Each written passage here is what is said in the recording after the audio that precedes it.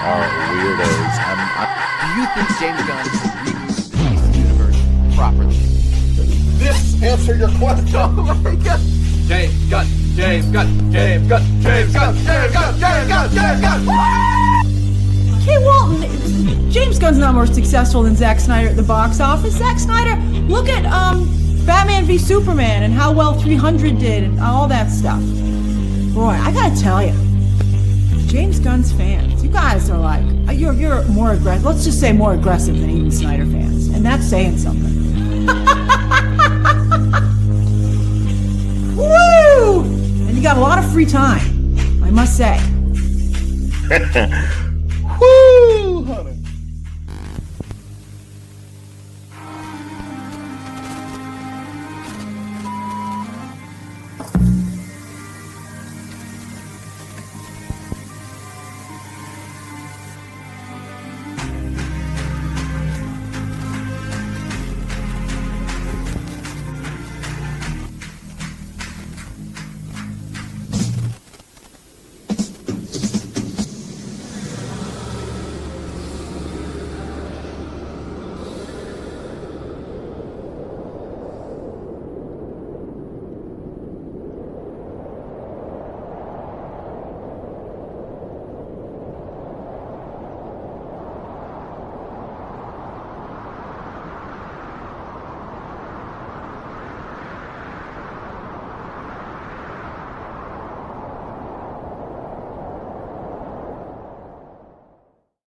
Yo, yo, yo, yo, what's going on? What's going on, y'all? It's your boy Skywalker the Jedi, you dig? And we got the homie Apex Leon over here live. What's going on, dog?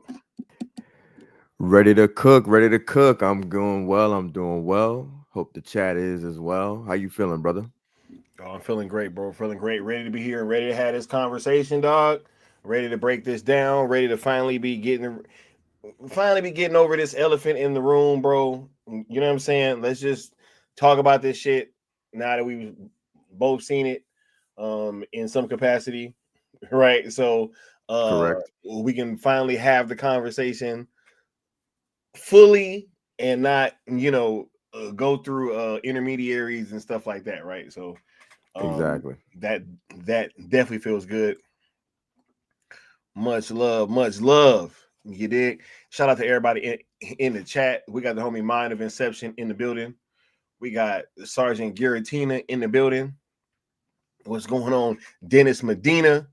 We got Alan Belk in the house. What's going on, Alan Belk? We got Hollywood, Jamar 412. We got Michael, DC Batman, Nick Jackson, Mama Bear Doll, Chris Barker, Philip Stevens. Said this man Scott. Hey, appreciate the look. You know what I mean? Appreciate the love. Right? Yeah.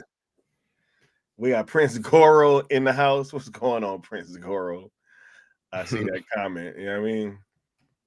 We got the homie, the good Austin. We got Toy Mafia. Yeah. Mama Bear Doll. Much love, Mama Bear. And thank you for being here. Much love. Taylor West. Bass Reeves. Qatar Law.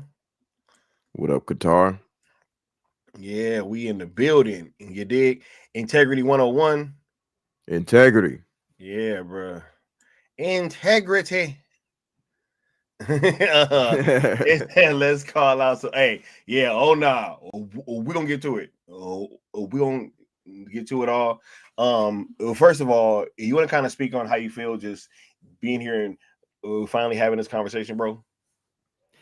Man, it's an interesting one because I know I said a lot of times I'll never pay to see this movie, etc. Right? But I never said I wouldn't watch it. Yep. Hey, I said the same thing. Yep. You know what I mean? So, and it's like you said before earlier, a moment ago. It's like, look, we can kind of dance around the topic, right? We can go through sources, we can go through third parties, but to be fair to the movie, and our audience Absolutely. might as well take a gander, eh? Take a Might as peek. well get a little peek. You know what I mean? Get a little peek. Um yeah, anyway. We about to we about to get to it. Much love all y'all. Make sure you guys are in the chat, smashing that like button, hitting that share and subscribe for both platforms.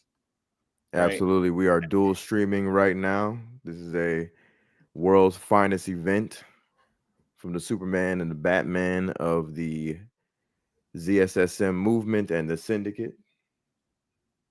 So go ahead and bless both platforms if you don't mind. Right, for sure. Yeah, man. We trying to hit 5K before the end of the year. About to hit 3,000 pretty soon. We just try to do a good job of keeping you guys entertained while giving out good information at the same time. We are the creators, the founders, y'all already know. You know what I mean? You already know, bro. You already know. Y'all know what the ROEs are, bro. I ain't even saying that today, bro. Y'all already know where to go. Y'all know Facts. what's up. Y'all already know. Sponsor of the stream, Floyd Lawton. You dig? We just about Hey, to shout out to get Floyd man. Lawton. Cause I'm chomping at the bit to have this conversation, bro. Before we dive into the review, bro, is there anything that you wanna kind of add before we get started breaking this movie down, bro?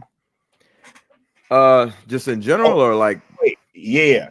And real quick, this is you guys' warning. I'm giving a open warning right now. yep. This is a full spoiler review. I'm only talking about this movie once. I'm not gonna be doing no multiple streams. You know what I mean? Hell no. Y'all are getting one review of this nature out of me, and then, like I said, we have a separate conversation planned, but it is not in the same vein as this conversation. You know what I mean? So, Facts. this is full spoilers. If you do not want to be spoiled, then do not watch this. I do not recommend watching this if you have not seen the film and you don't want to be spoiled, right? You know, If you're watching on my platform, I'm not gonna spoil it. yeah, No, I'm just kidding. That's a joke. Because we're doing right. streaming at the same time. But no, yeah. I mean, look, I almost want to say something, but I'll save it for the review, but it'll tie back into like whether what we're gonna be doing is actually a spoiler in the first place. And I know you catch my drift. Yeah, for sure. Yeah. Uh, So hey, Yeah, I mean, generally speaking, the only thing I have to say is I went into this with an open mind. I know that sounds weird, but yeah, I literally said, you know what? What if I'm just afraid this movie's going to be whatever? Because I don't want to give anything away yet. What if I'm afraid of the results of the film, right? What if that's a reason why? Besides my personal feelings and my cinephile feelings about it. So I just say, you know what? F it. I'm just gonna go into this thing and watch the film and see what's up. Yes, Darshan, I watched it, but I did not give a dime. Okay, I'll leave it at that. Again, I ain't paying for that shit. If other shills can go out there and watch it for free, right? They get invited out. I got invited out. How about that? But yeah, I went in with an open mind. So with that being said, that's pretty much all I have before we begin. Yeah, I'll say the same. I actually made sure that I had a wonderful time going into the film, right? Took my dogs for a great, nice long walk, you know what I mean? Had a nice shower, great breakfast, cup of coffee. You know what I'm saying? I was really in that mode, right? Because here's the thing. For very similar reasons, right? Not looking at it as like a or in that same vein, it was just more of like, hey, if I'm gonna have this conversation with the people, I'm trying to Right. have this conversation as best as possible. And I have to put my bias to the side because if I come in here and this movie cooks, I have to be able to tell you guys. Facts. Right? Yeah. I have to be able to tell you guys. I have to be able to come in here and say exactly what I liked and what I didn't, which is exactly what I'm gonna do tonight. So we're gonna talk about it. And yeah, bro, I went into this having a great morning. I need that to be well understood Right. because personally, I don't care how my feelings are taken, right? Because he said I thought you guys' wallets were closed. I don't think that they're getting what Oh my God. we're putting down. No, don't even because I'm not even Hey, gonna. chat, can you fill the dumbasses in on the information? Can you let them know that? Yeah, I'm not gonna keep repeating I'm myself. not gonna keep I'll repeating myself naturally either. repeat myself, but I'm not gonna do it just because some Right, jackass doesn't do it. but Welcome to the chat, by the way. so with that being said, right,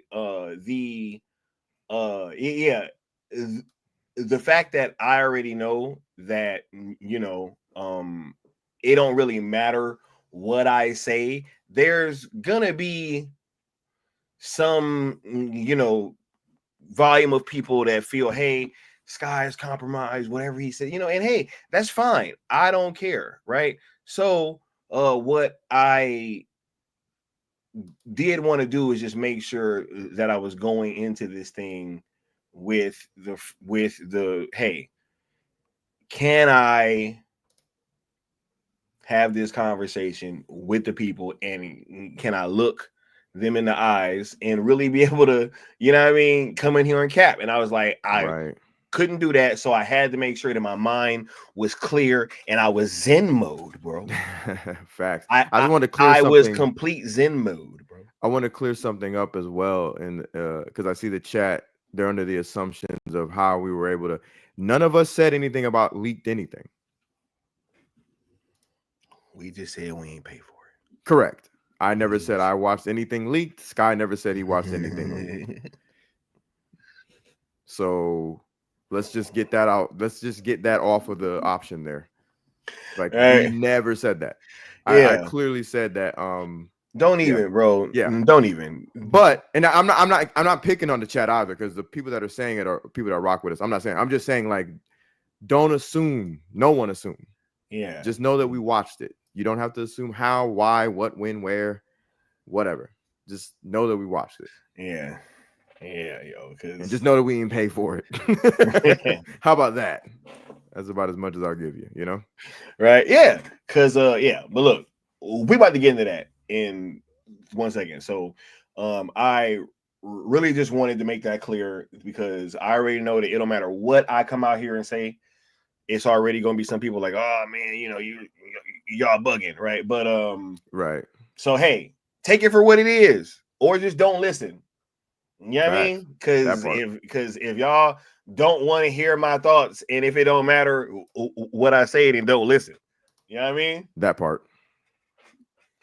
Said Prime users got to watch Super L for free too. No, they actually had to pay for those tickets. Facts. They actually had to pay for those tickets, which is why they didn't sell out. Which is yeah, exactly.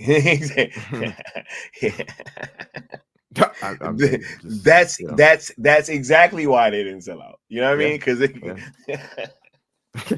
not trying to be a jerk or anything. I'm trying to be like, I'm trying to play good cop until we get to the review. Right? Yeah. Oh no. 100%. Right. So you never know. Right. And speaking of that, I want to go and start this off with the good, bro. Right. Before we get into anything else, I want to, and I'll ask you first, what did you enjoy about this film, bro? What did I enjoy? Okay, so let's see. Give me just a moment, because I had something specific that I had said. Mm-hmm. And it was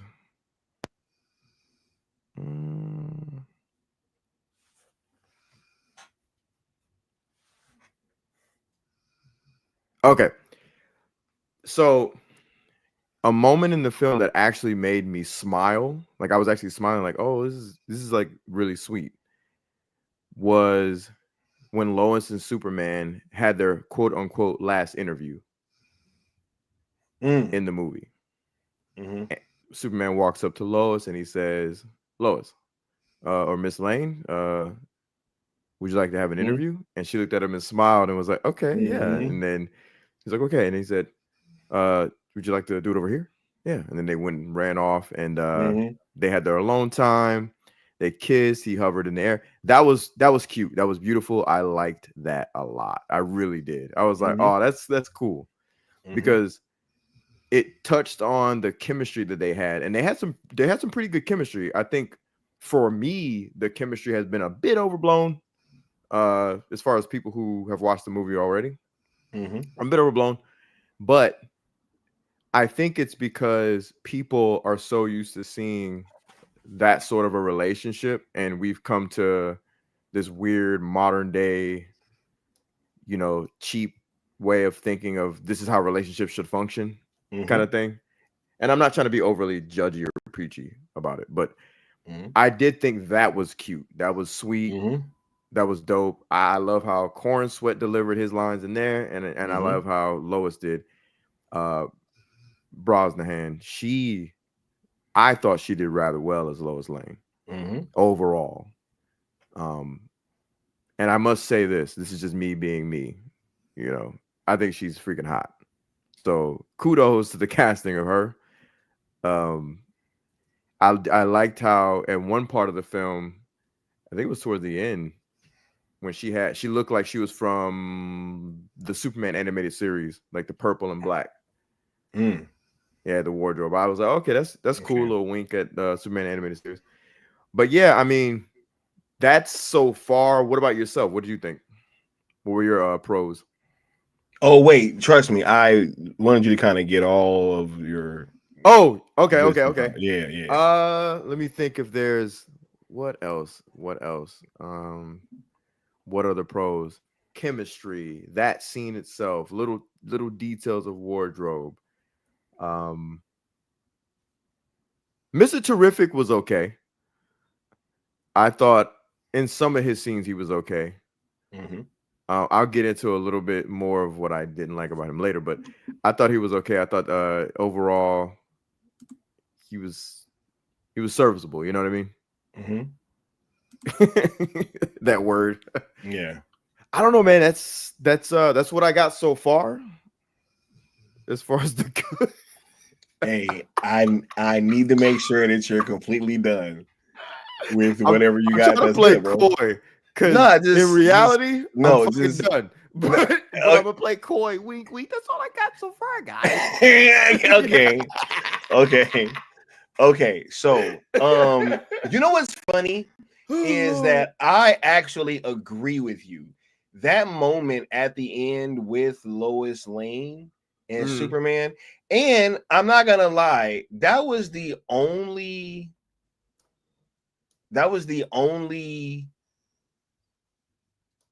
time that I looked at Corn Sweat as Superman, and I really just kind of smiled. Same. It was the only time throughout the entire movie was in that moment right there. I really enjoyed that.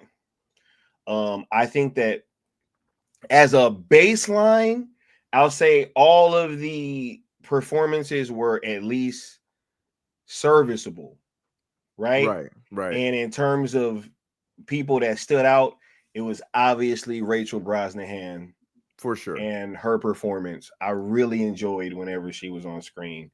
I really, really did. That is the honest truth. And right? Yeah, she was the one standout from the film. And yeah, if this was able to continue, then I would have liked to have seen more. But right, I'm gonna just keep it a buck.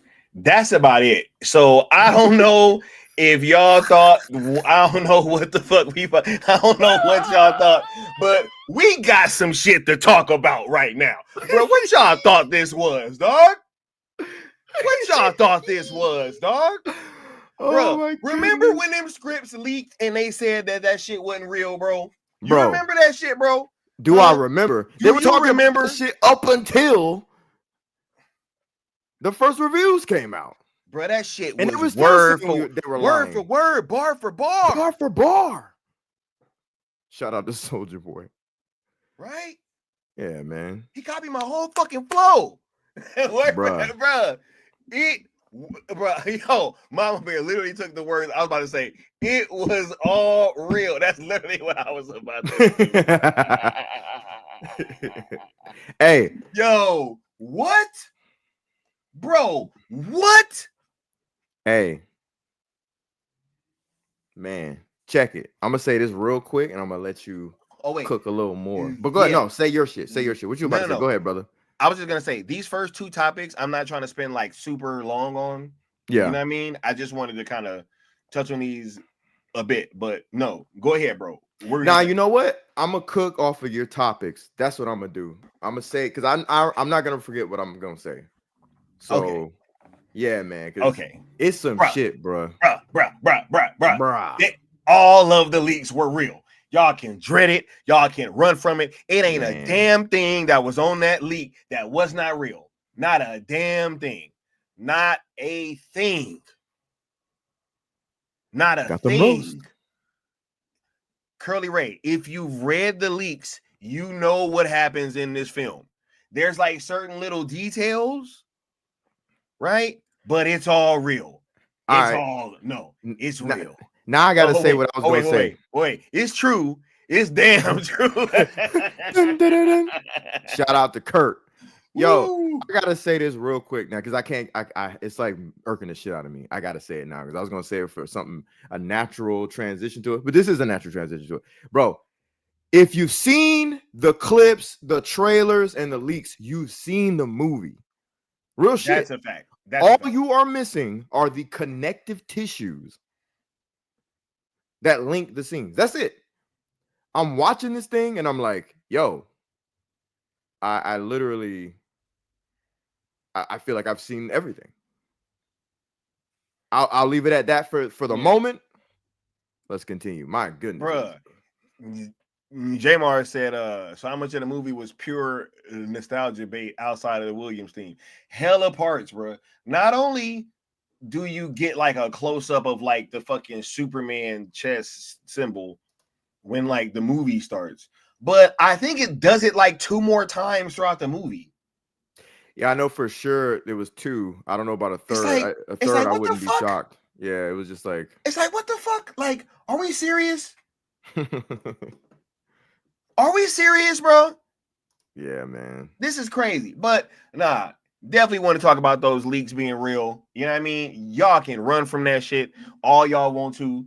All that shit was real. So all them influencers that came out here and lied to y'all and tried to tell y'all that shit wasn't real, now y'all know better. 100%. 100%. Because anybody who said the hashtags wasn't in there, you know what I mean? They all lied to you guys. They all lied to y'all. There's no way to run around it. There's no way to dance from it. Y'all can and do with that shit what you will. Do with that what you will.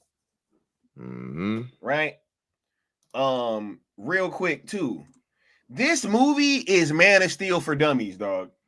I'm so serious, bro. Like this shit made me so mad, bro. It's like Man of Steel DCEU for dummies, bro. Facts.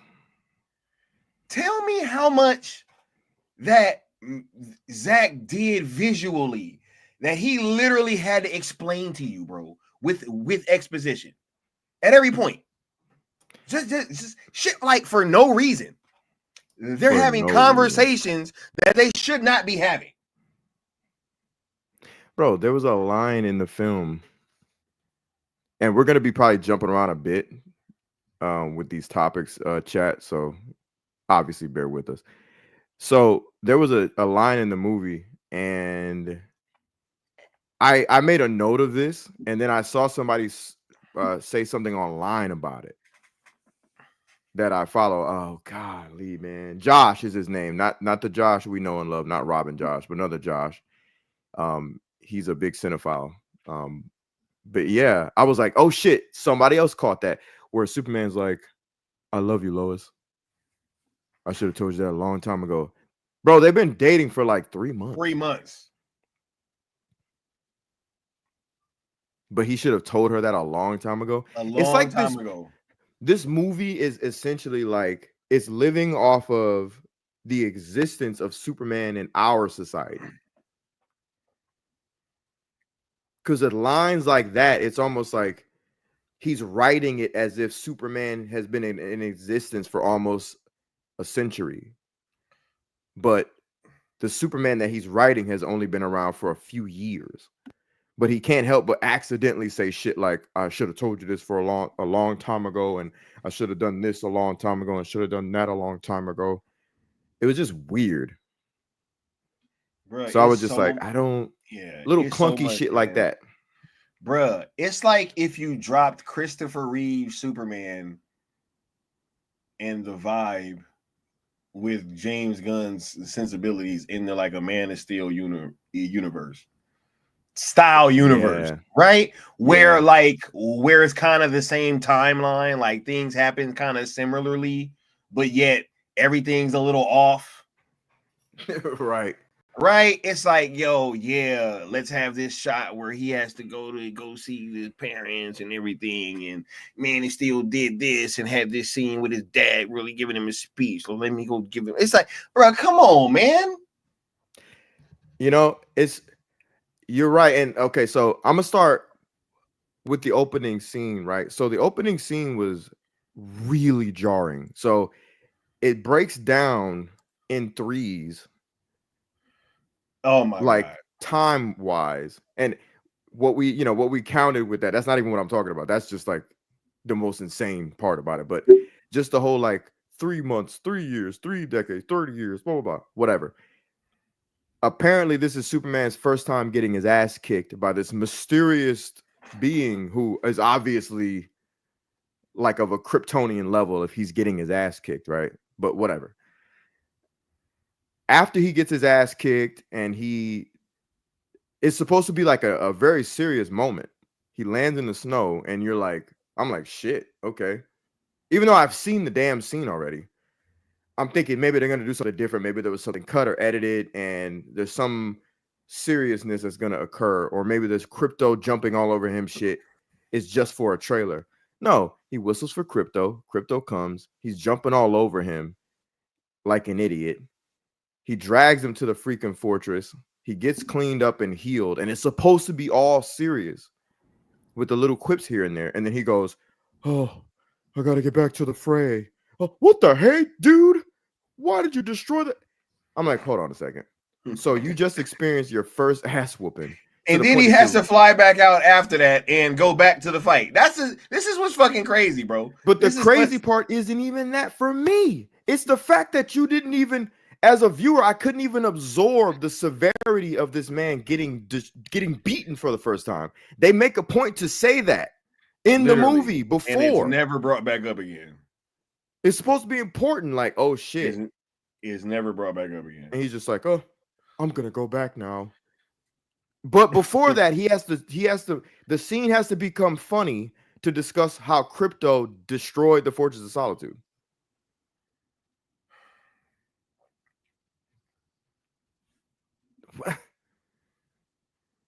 And look, I don't give a shit about this whole it's a kids movie thing. I'm just getting ahead of that excuse. I don't give a damn. Yeah, I don't care. I've seen plenty of kids movies that do better than this. There's kids movies and then there's freaking Spy Kids. This shit is Spy Kids.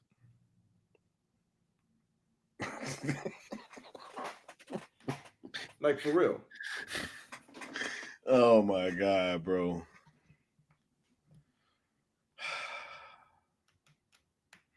This shit, yo, I'm gonna be honest. I started this thing up, started it up, and I noticed the numerology aspect instantly. And I'm gonna get into that, man, because look, bro.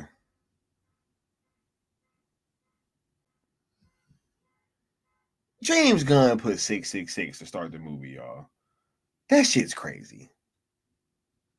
You can't put 666 to start the movie, bro, and like expect me to just like not notice it, dog. Like, come on. 3, 3, 3, 3, 3, 3. Like, bro, what are we doing, bro? You get me? I can hear you now.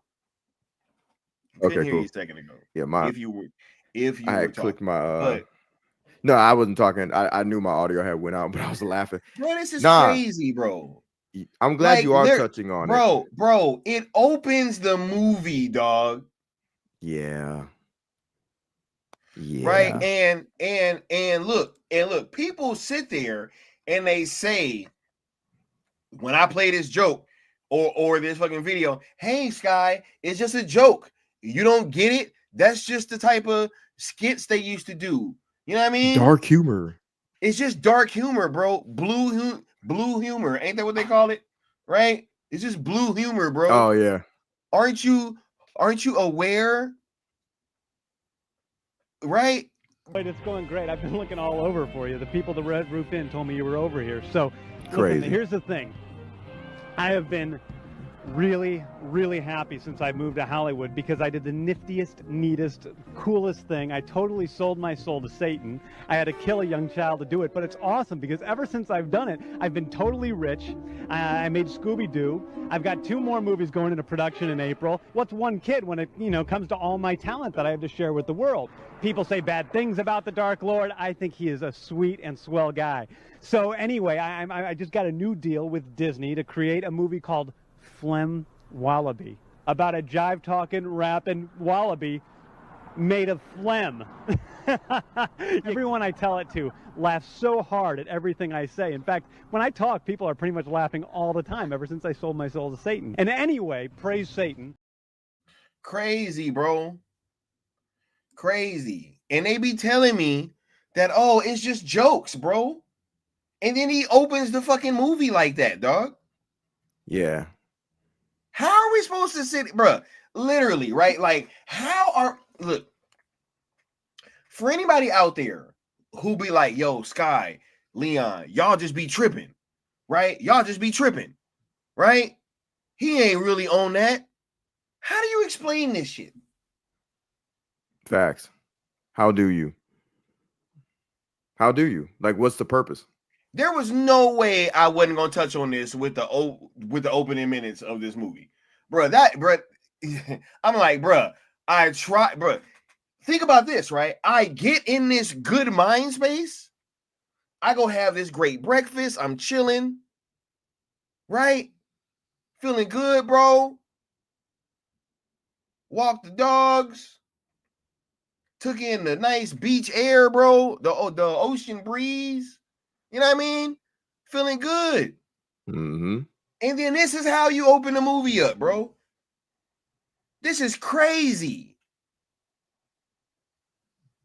And then right after that, bro, right after me watching 666 on my fucking screen, right? And then we see the part where Superman gets dragged to the Fortress of Solitude. And then, bro, I couldn't, man, immediately, bro. I see the fucking robot come running up and it just looks so dumb with the cape on. And I'm just like, bro, what the hell is going on, bro? Like, bro, we're 2 minutes in the movie and I'm already ready to check out. We're 2 minutes in and you already hit me with 666 and the dumbass Superman robots running up with the capes. Why are the robots wearing capes, bro? Why? Why? Why? Why does everybody in the Fortress of Solitude have on a fucking cape?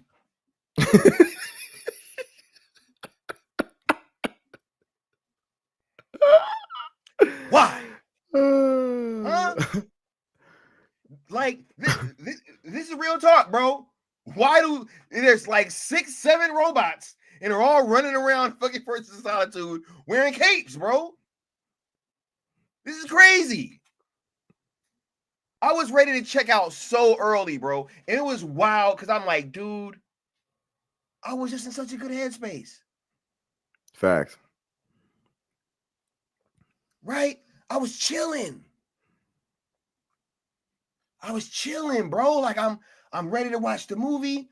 Superman robots. And then he can't, bro. He getting healed by the sun. It hurts him. So all these things just don't make no damn sense, bro. Oh, That's what I'm saying. Like, you're only at 83%. he hits us with that numerology, that satanic shit, and then it's like, okay, and then they're like, he just lost his first battle, and it's like, okay, that's pretty serious.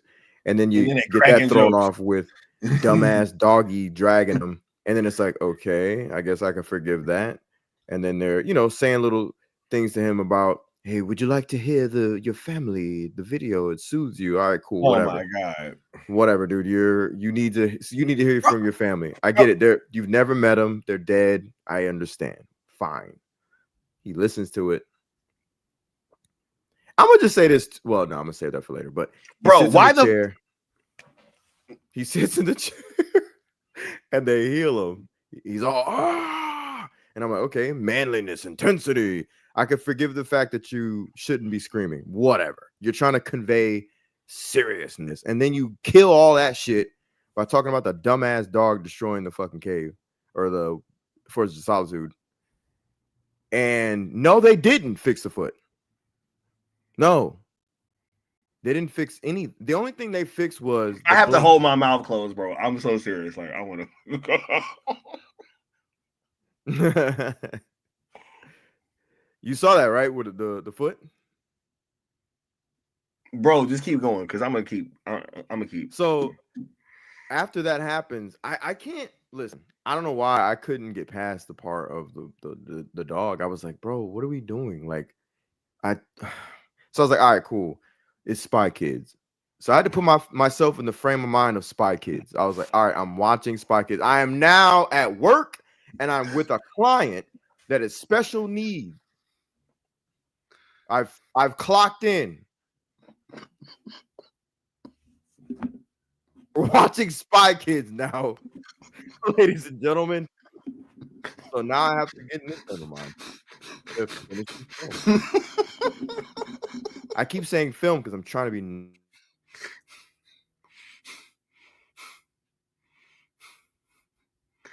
Oh my god, bro! That mean the same thing. But I'm at work, Sky. I was at work, bro.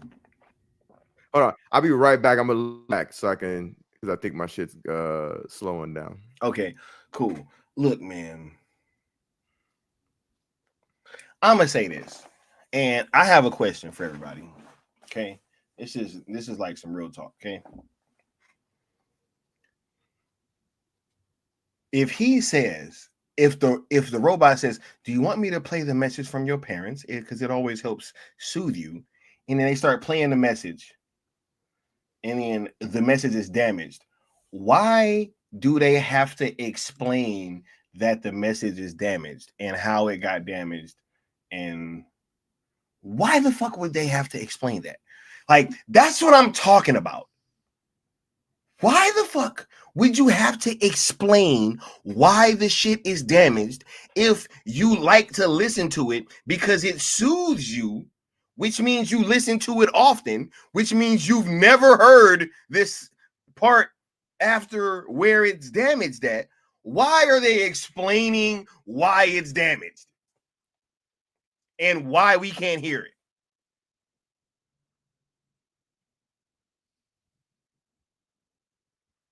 Right?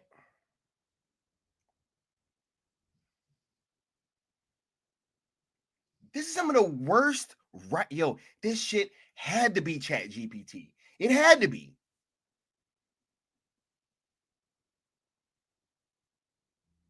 It had to be Chat GPT. It had to be. There's no fucking way. There's no way. There's no way. You sit there and you say, yo, you like to listen to this because it helps soothe you. And then, oh, actually, this is not playing because it's damaged from the trip from Krypton. I'm like, why the fuck are you explaining why he can't hear it, bro? Right, bro? That's crazy. All right, I think I should be good. You gave me. Yes, bro. That's a good question. I was thinking you were leading up to that, and I was hoping I wouldn't miss it. That was another thing I wrote down. I was That's like, crazy, bro. why is there so much dumb exposition? He already knows the shit's damaged. Why are y'all talking about it like he don't know? Why? Oh, the message was damaged on your parents. What? What? Like, but I always listen to this because it soothes me, but I don't know that it's damaged or why. But I've just been listening to this shit for years, and I have it on repeat whenever I feel down. Which is also, bro, the fact that this motherfucker needed affirmative messages displayed above him to watch, bro, to make, bro, oh my God, this movie is so fucking bad, bro. This isn't Superman. I never truly ever felt like this was Superman in consistency. The only time I felt a little inkling of it was, again, the interview scene at the end. Yeah. Everything else was just okay. Hold off on Superman, because I want to get to that in a minute, because that's another topic, right? Are we kind of done with the opening scene or with the opening minutes? Because I mean, that really did kind of set the tone for me, bro. And while you were thinking Spy Kids, I was just thinking, oh my God, like, where the fuck is this gonna go? Like, bro, I wasn't even thinking Spy Kids. I didn't know how bad that it was gonna get, bro. No, like, I legit was like, y'all think I'm playing when I say this. I legitimately said to myself, welp, I'm at work. Yeah. Yeah. I definitely had buku bread. I definitely had a nickname for him that I bring up later. And I think it's very apropos with what you're saying. But yeah, man, but look, just think about this, right? Think about how offensive the opening minutes are. You got 666 right out the bat, right? You got Krypto taking a beaten, bruised, bloody, wheezing Superman, dragging him to the fortress of Life of Solitude. And you got the dumbass robots running up with the capes on, right? And you got the dry humor between the robots. The foot thing is within the first few minutes, right? Because it's right, because that's right after he gets healed, right? And yes, it is still in the movie. All these things. The dumb shot of him later is still in the movie, bro. I actually don't want Sin Havoc was making fun of the fortress appearing and disappearing. I actually thought that was dope. I think that's cool. To me. I think that was freaking cool. That the Fortress of Solitude goes and comes away, because it would make sense if you're not gonna just have that shit out in the open like that. So that's one of the most sensible things in the whole entire film. Oh, that makes sense. You have a fortress that goes up, comes out, whatever. Like, I thought that was dope. I didn't hate that at all. Right. Yeah. What's in the fortress is what's stupid. Yeah. Oh my God, crazy, bro. But look, man, moving forward past the opening few minutes, because just honestly, it was crazy. Those first few minutes is a chore. I'm not even gonna front. It's them first few minutes, yo. Matter of fact, this whole damn movie, low key, honestly. But we're gonna keep going. Next, man, I want to talk about Clark's parents. Both sets. Right? This is the worst interpretation of Clark's parents that I've ever seen in any medium. Yeah, no, I was saying both sets. No, 100%. Both sets.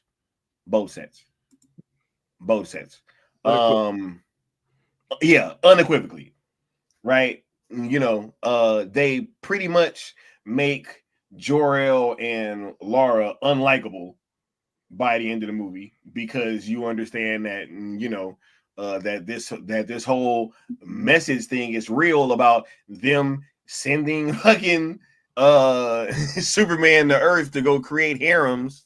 Do we talk about Right? that later or now? No, we can talk about that now because this is the Clark's parents Bro, thing. So bro. yeah. All right. I just want to say it's really freaking stupid. And I don't know if anybody said this already. It's really dumb that Superman has all of this technology, right? And he's been using that damn video to soothe himself for God knows how long, right? And it's been broken, but he didn't think to fix it, or he didn't have the tech to fix it, or I don't know, whatever stopped him from fixing it. You can come up with any excuse you want. It makes zero sense. But Lex freaking Luthor can fix it. Lex Luthor can fix it. He fixed the message so that you can completely hear the entirety of the message, because that's what the plot needed. The plot needed for the world to flip on a dime and hate this guy. And I'm not going to get too deep into it because I know there's going to be further topics. But the plot needed for that thing to be fixed. But Superman didn't. He was just fine with it going in the Kryptonian language. Beepity bop boop blop blah blah blah. You're awesome. Blah blah blah. You're great. Whoop, whoop, whoop. You're amazing. Glitch. Glitch. Glitch. And he didn't stop to think, well, damn, I got this Kryptonian tech. I got Mr. Freaking Terrific. I got Guy Gardner. And hell, even Lex Luthor exists. Maybe I could just go swipe some shit from him to fix this stuff so that I can hear the rest of my parents' message for all these freaking years. But no, not this Superman. This Superman's too much of an idiot. He'd rather just hear a glitchy VHS tape. He'd rather watch that. And literally lay in his bed looking like a baby in a bassinet, bro. This shit crazy, bro. Tell me he look like a baby in a bassinet, bro. I need my binky. That's just wild, bro. Spy Kids. This is Spy Kids, bro. Bruh, Joe Buck says the opening scrawl was very lazy. Gunn could have opened with Superman fighting the hammer of Borvia and show the montage of his origin story. Well, if he was going to do that, then you couldn't get that 666 off. Right? Precisely. So when you want to get the 666 off, then you have to do what he did. You know what I'm saying? Exactly. Crazy. And I didn't put that in there. Yeah, exactly. I didn't direct this movie. I didn't put that in there. I didn't want to see it. He wanted to see it. Jimmy Guns. Right? He said the fight against the hammer was one of the worst Superman fights I've ever seen. Got laid out by being thrown into the ground. Bro, he's just sitting up there monologuing, bro. Oh my, I'm like, bro, what is this? There was so many moments like that, bro, where I was just like, I don't want to get too ahead. Oh my, but look, bro, nah, man. Clark's parents are offensive in this movie, bro. Both parents, bro. Both sets of parents, dog. Both sets of parents. How you turn his Kryptonian parents into Viltrumites, and then facts, and then you turn the human parents into rednecks, bruh. And this is what I wanted to kind of get off, because I said this earlier. Y'all cannot tell me nothing about Kansas, dog. Mm-hmm. I lived in Kansas. I was stationed in Kansas at Fort Riley. Y'all can look it up. It is in between Junction City and Manhattan, Kansas, also known as the Little Apple, which is the home of the Wizard of Oz Museum. You know what I mean? Mm-hmm. Bruh, I lived and worked out there for years. And people don't talk like that in Kansas. They just don't. I used to date a shorty in Kansas. They just don't talk like that. Just don't talk like that at all. Just do not talk like that. They just don't. And so for them to have these super thick ass Southern accents, bro, right? And Joe Buck saying it wasn't woke, it's just bad. Oh no, I disagree. And you know, I don't even like that term, but oh no, oh no, oh no, oh no, no. Right? Like, I saw so many. It's so much in this damn movie, man. So, I was just sitting there like, bro, are we serious? But This back to the Superman- parents, man, huh? This Superman didn't even like to talk to his parents. Bruh, that's what I was gonna He say really too. didn't. He really seemed embarrassed of his parents, really, Yep. kinda, When they right? were on the phone. And it seemed as if We haven't you talked know, in so long, Clark. right? Yeah, Where you you know, been? I just don't know how to Yeah, work the phone. I'm at work. I don't know how to work the phone, Clark. You know, can I just let me bend over and you know, like, bro, what are you doing?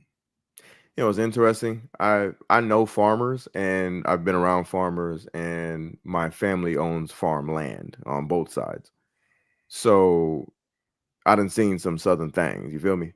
And most farmers that I knew, especially the old school ones that tend the fields, they're in shape because they're just always out there. Always outside. You know what I mean? The older they get, obviously, you know, the being in shape kind of is a lot more difficult because, you know, you're older. But like the way they look like they had never really farmed. They just look like older people that lived in the South but never had a farm. You get what I'm saying? Like, yeah, bro. They just looked, and I know people, oh, farmers do look like that. I'm like, I'm not saying it's impossible. I'm just saying, like, they don't have to look like supermodels or anything, or Planet Fitness or LA Fitness, but they definitely, everything about them was like, I'm going to be the stereotypical thing of what everybody thinks someone with a country accent would sound like. And they didn't even get the region's accent correct. Crazy. That's the crazy part. Crazy. I don't know how to work the phone, you know, Clark. Hope everything's going well. Come on, dog. And then his other parents are Viltrumites, dog. Insane. You know, wild. You know, I pay attention to behaviors a lot. When the Viltrumites, pardon me, I mean the Kryptonians were talking to their dear son on the part of the video that you can actually coherently hear if you speak Kryptonian, right? The fixed part, the right part, the working part.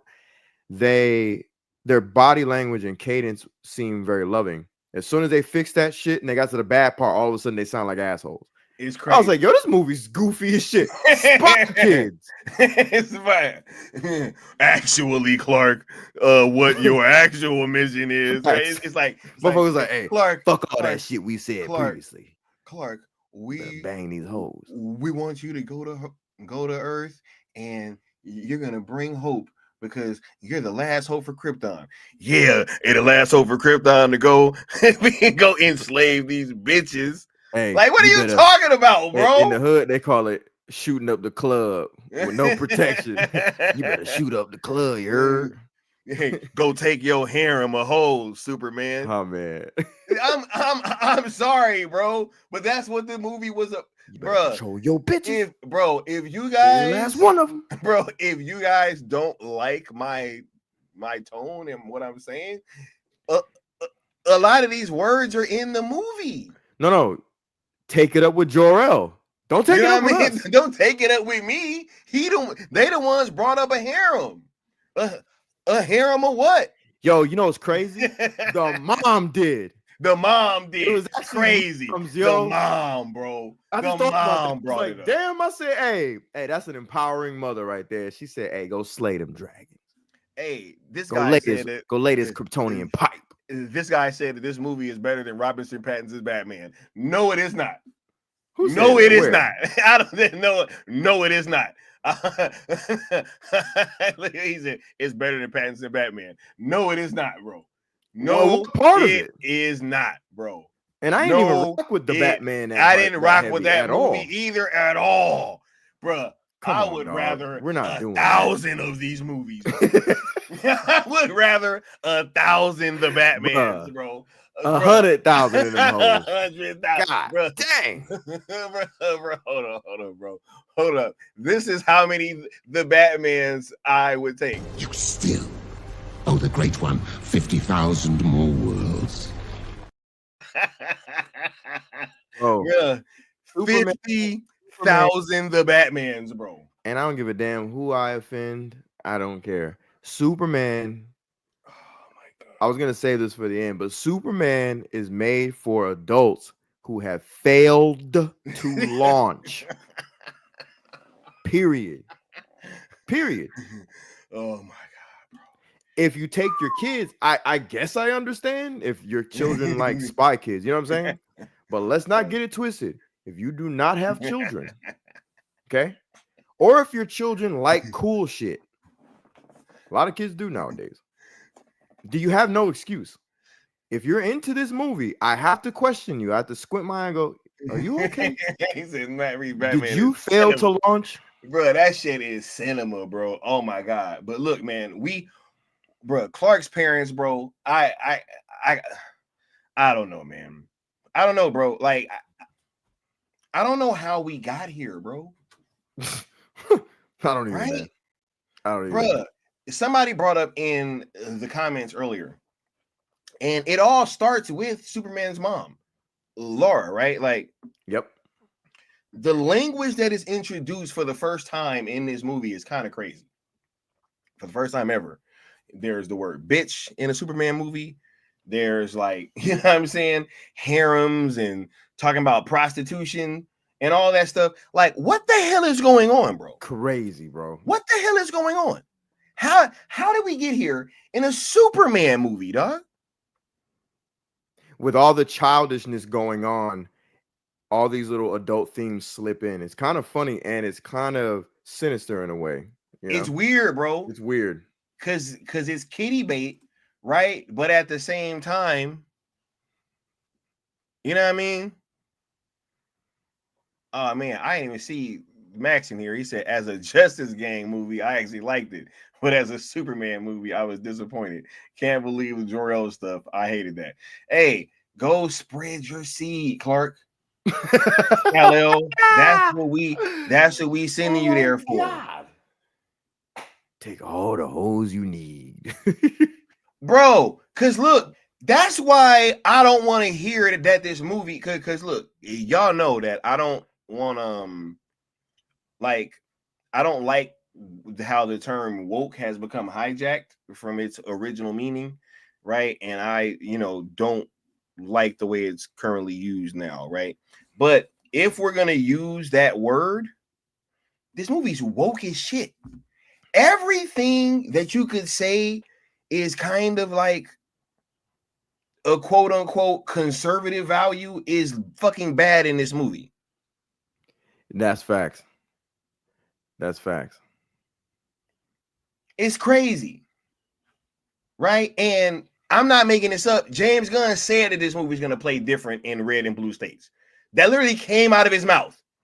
So Like, once again, verbatim. don't say, hey, Sky, why are you saying these things? He said the shit. This man's Jor-El is basically like, they will stumble, they will race behind you, they will stumble, they will fall, but in time, they will join you in the bed. Crazy. Yo, crazy. Yeah, it will play different. Bro, I'm not trying to say this to be an asshole, Crazy. but like, I don't care.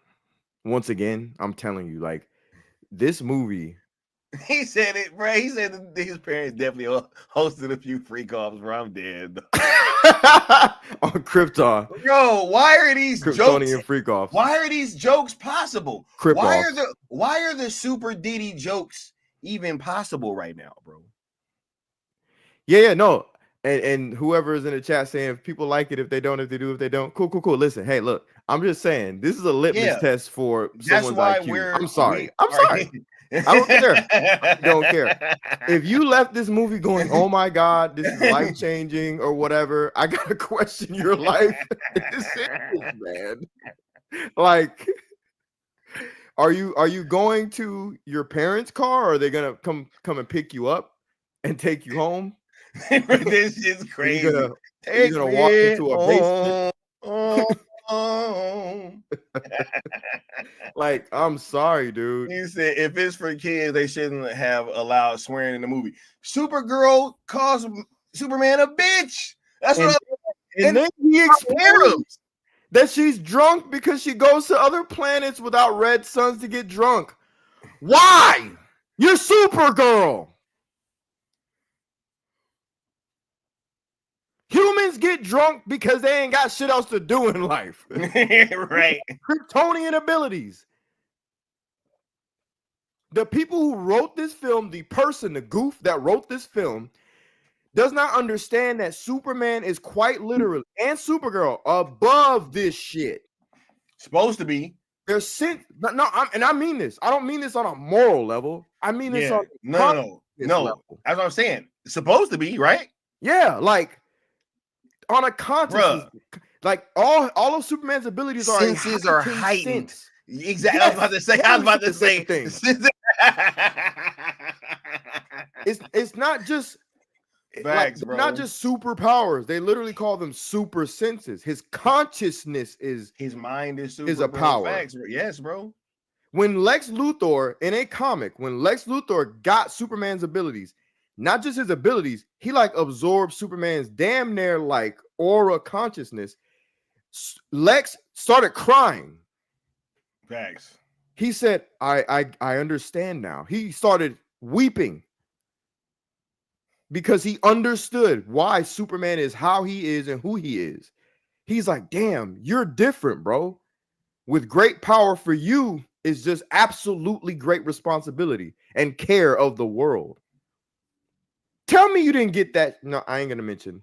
We said each other. We said the rules. Yeah, but just Superman overall. Wait a minute. Tell me you. Hold up. Matter of fact, let me lay this down just so they know, because when we having this conversation, fact. I mean, it's certain points where it's gonna kind of have to come up, but we ain't bringing up Zack Snyder at all. We're gonna try our best to not bring up nothing dealing with Zack Snyder because it's unnecessary. And if you've noticed, we have not done that shit yet. Because not deeply. Nope. I got way more than enough smoke for this movie in its own fucking merits, yo. 100%. 100%. Everybody fussed about, and I'm trying to be fuck it. I'm just gonna let the leash off. Everybody bitched about comic accuracy with all these different movies and iterations of Superman, right, that have come before and whatever. And they claim that James Gunn was going to make the most comic accurate Superman that ever lived. The least comic accurate shit ever, bro. Like, he does not understand. Superman is above basic human bumbling. Superman is not a human being. What Superman is humane. He's not a human. He's humane. Those are two completely different things. Do people not get that? I love, I fear, I love, I get upset, I yell, I cry, I get afraid, and that is what makes like shut up, bro. Shut up. I see why Kara called him a bitch at the end. Do I think it was okay? No. But I get it. Because he is. Yo.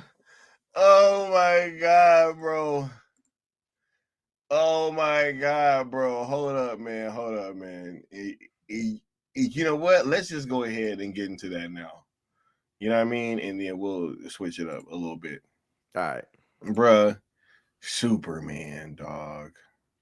Oh my God, bro. This not my Superman, y'all. Nah. This not my Superman at all, dog. See, and here's the thing. You guys, yo, you ever seen that movie Bedazzled, Leon? Heard of it. It's the Devilish movie, right? One with Brendan Fraser and Elizabeth Hurley. You know what I mean? Oh, Fire I've seen movie, it, but I bro. do not remember Bro, because I love Elizabeth fire Hurley. movie. So look, What's bro, not to love about her? fire movie, bro. This is back when Brendan Fraser was on fire, dog. You know Back what I when mean? Elizabeth Hurley was like, Oh my dip her God, in bro. caramel and just Right, bro. Great movie, right? add her to the harem. Great if you're movie. Callow, right? Now, if you've seen that movie, you know that Brendan Fraser gets, I think it's like 7 wishes or something like that, right? And a lot of times when he makes one wish, he ends up learning the wrong thing, right? So he has this one wish where, because of the fact that he isn't as emotionally kind of, available, right? Then he wishes to be the most sensitive man on the planet, right? And you can imagine how that goes. Look, W. Mir says, I know where this is going because he already knew, right? Because, right, when this happened, bro, and I gotta he watch that wished it, movie bro. again. No, look, so he goes from being this guy, and it's like now all of a sudden he's the most sensitive man on the planet, bro. Because people complained about Cavill being stoic, bro, they said, look, we're gonna go the complete opposite. We're gonna make Superman the most emotionally irregulated character that you've ever seen on fucking film. You know what I mean? Emotional damage. Emotion. Yeah. Crying at sunsets. That's the type of shit that he was doing in fucking Bedazzled. Real talk. That's what he was doing. This dude was crying at hashtags. Bro, Lois, crashing you know out. How that makes me feel. You know how that makes me feel. You know how that hashtag makes me feel. Bro. I'm like, bro, look, we're going to get to the other aspect of that later. But I'm like, bro. Oh, for sure. I mean, I got to say something real quick. Right? Though. Like, I got to say something real quick. He said that shit, right? And not too long afterwards, Lois broke up with his ass. You lame as fuck, bro. Damn, he lame. Damn, he lame. I ain't never seen a Superman get broken up with. Bro, talk about not being the prize.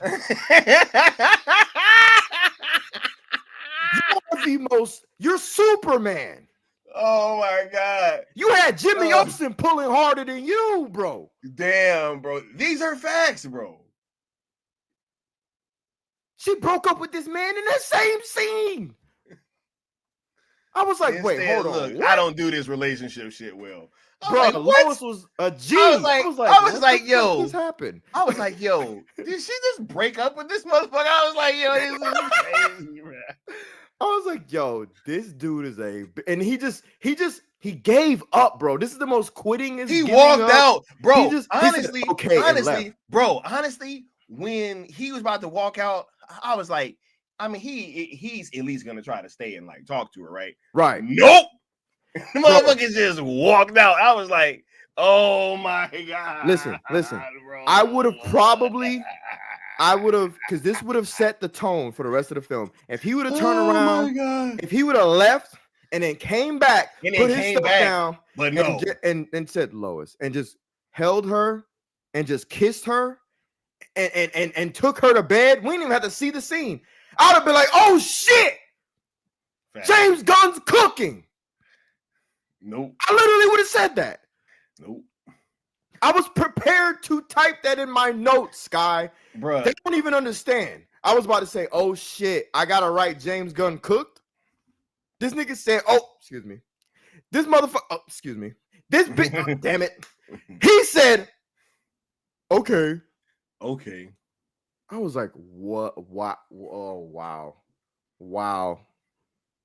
wow. And Lois is so impressed by Superman that she just kept on cooking and chilling and doing whatever she was doing, or washing dishes or whatever the hell she was doing. Turned her back to the motherfucker, bro. She only turned around after the door closed. Lois Lane dumped Superman in this movie, bro. That's crazy. A fact. He said, I know people don't like the Thing in the new Fantastic Four movie, but I guarantee you to knock. First of all, everything's knocking this movie out of the park, but we gonna see, man. I'm telling y'all, man. Hey, y'all can say what y'all want. I think that Fantastic Four movie about to be fucking off the chain, bro. I'm gonna keep saying. He said, "Make masculinity great again." Right? Huh, Yeah. Man. Mama Bear. Right. Well, whatever. Oh, hold on. Let me Wait, what I miss? I don't know. Wait, get to the homie super chat real quick, Yeah, and then we'll go back to Mama that's Bear. what I was about to say because I was like, I don't know when. He said, "When's that darn thing gonna set?" We got a homie Austin with a $50 super chat saying, "So Jane made all white parents either colonial misogynists or dumb rednecks." Guess that makes Luthor or what? Man, as a white 32-year-old farm boy who grew up in the dirt, I'm proud of it. Gunn is deeply ashamed of his fam and himself. Sell it. Hey, that's facts, bro. That's facts, bro. Bro, his parents, he is so embarrassed of his parents, bro. Because they're from Missouri. Yeah, I didn't know that. Yeah, bro. And it's like, bro, you got these people from Kansas sounding like rednecks, talking like this. Clark, I mean, I don't know how to work the phone. You know? Yeah. I'm just going to yell at the phone while it's on the table. If this were based in Alabama, sure, all that counts. Yeah. But this is freaking Kansas. Like, they have a slight accent, but it's nowhere near that. Right? Yeah, bro. It's much love to the homie. Let me go ahead and give you this drop, bro.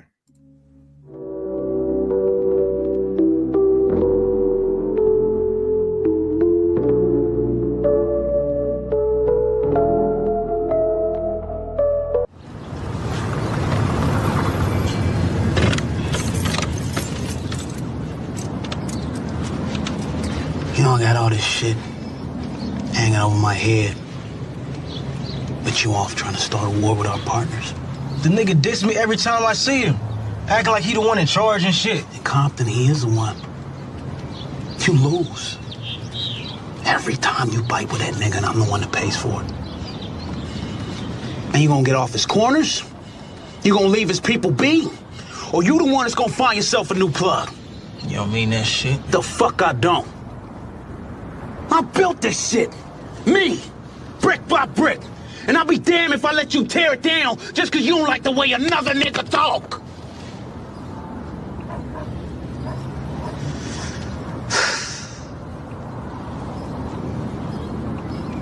Drive, motherfucker! Bruh.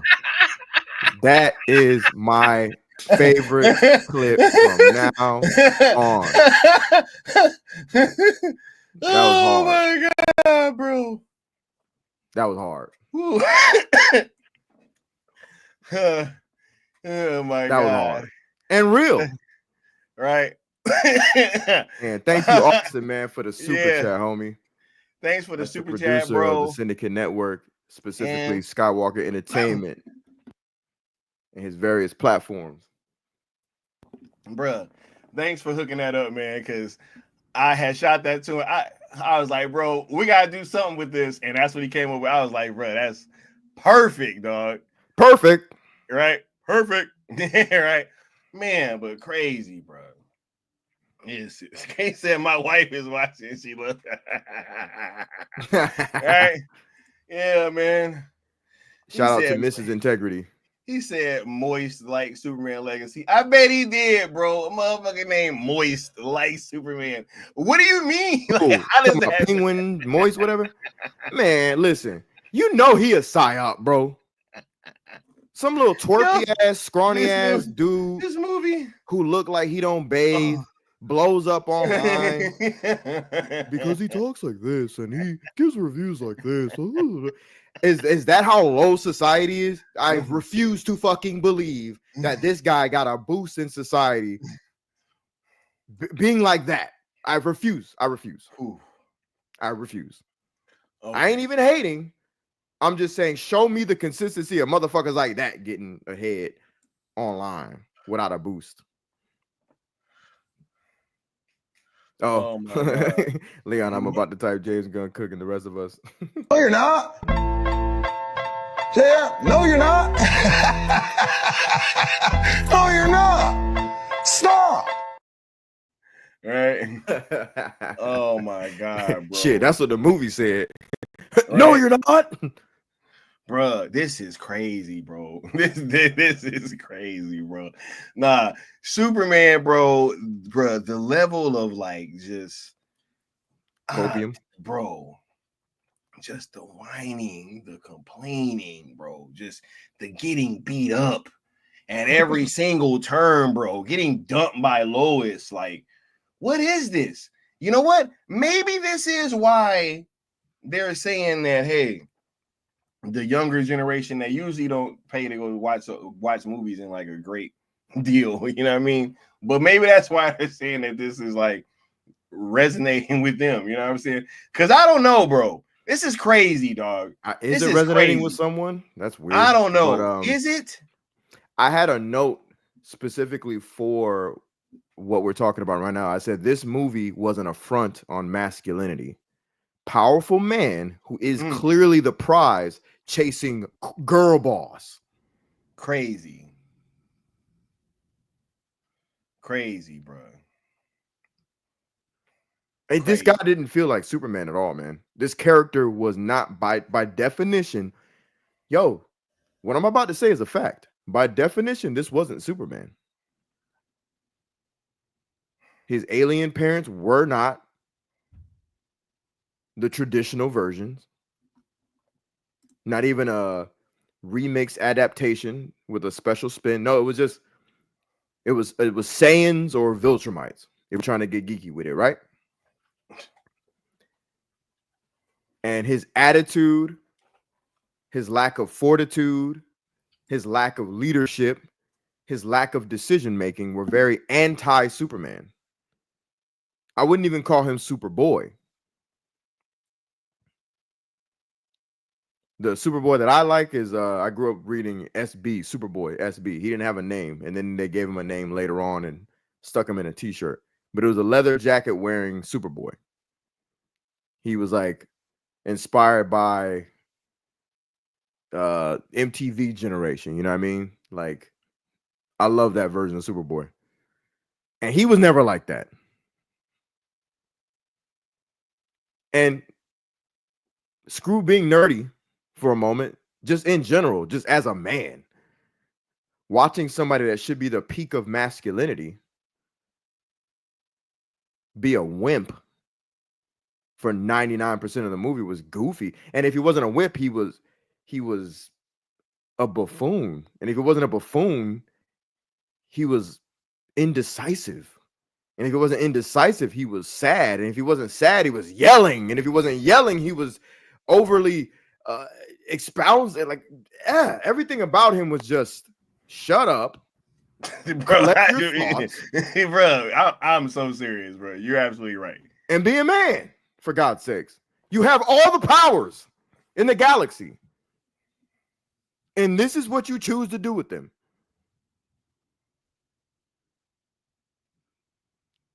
Bruh, this motherfucker was sad in his house because the dog was missing while Metropolis is getting attacked by an interdimensional being. Yeah, y'all remember that dumb reveal picture? Yep. With a thing in the background? Yep. And you remember us saying, like, why in the hell is he putting his boots on? You know? And there's an attack going on in the background. Bro, Lois Lane was more concerned with the situation than Superman was. This is not, bro, this is not, look, I'm not capping right now. She clearly was. She was like, she said, hey, don't you have to go fight that? Or something like that. And he's like, no, they'll handle it. Got it, you know. It's just an interdimensional imp from the blah, blah, blah dimension or blah, blah, blah, blah, blah. They'll handle it. They got it. And then they were talking, and then she kept looking out the window like. And it's in the back serving them. And you just got Green Lantern making baseball bat constructs, keep bonking it on the head, and it's clearly not doing shit. Because it's Spy Kids. Spy Kids, bro. It's a Spy Kids movie. Crazy. It's Superman is in the house because the dog is missing and Metropolis is getting attacked. Crazy. Lois Lane, Lava Girl to get you out the fucking house. And we still don't know what happened with that interdimensional imp either. We have no idea. Don't. They probably still fighting, bro. They probably still bonking that shit on the top of the head with that baseball bat.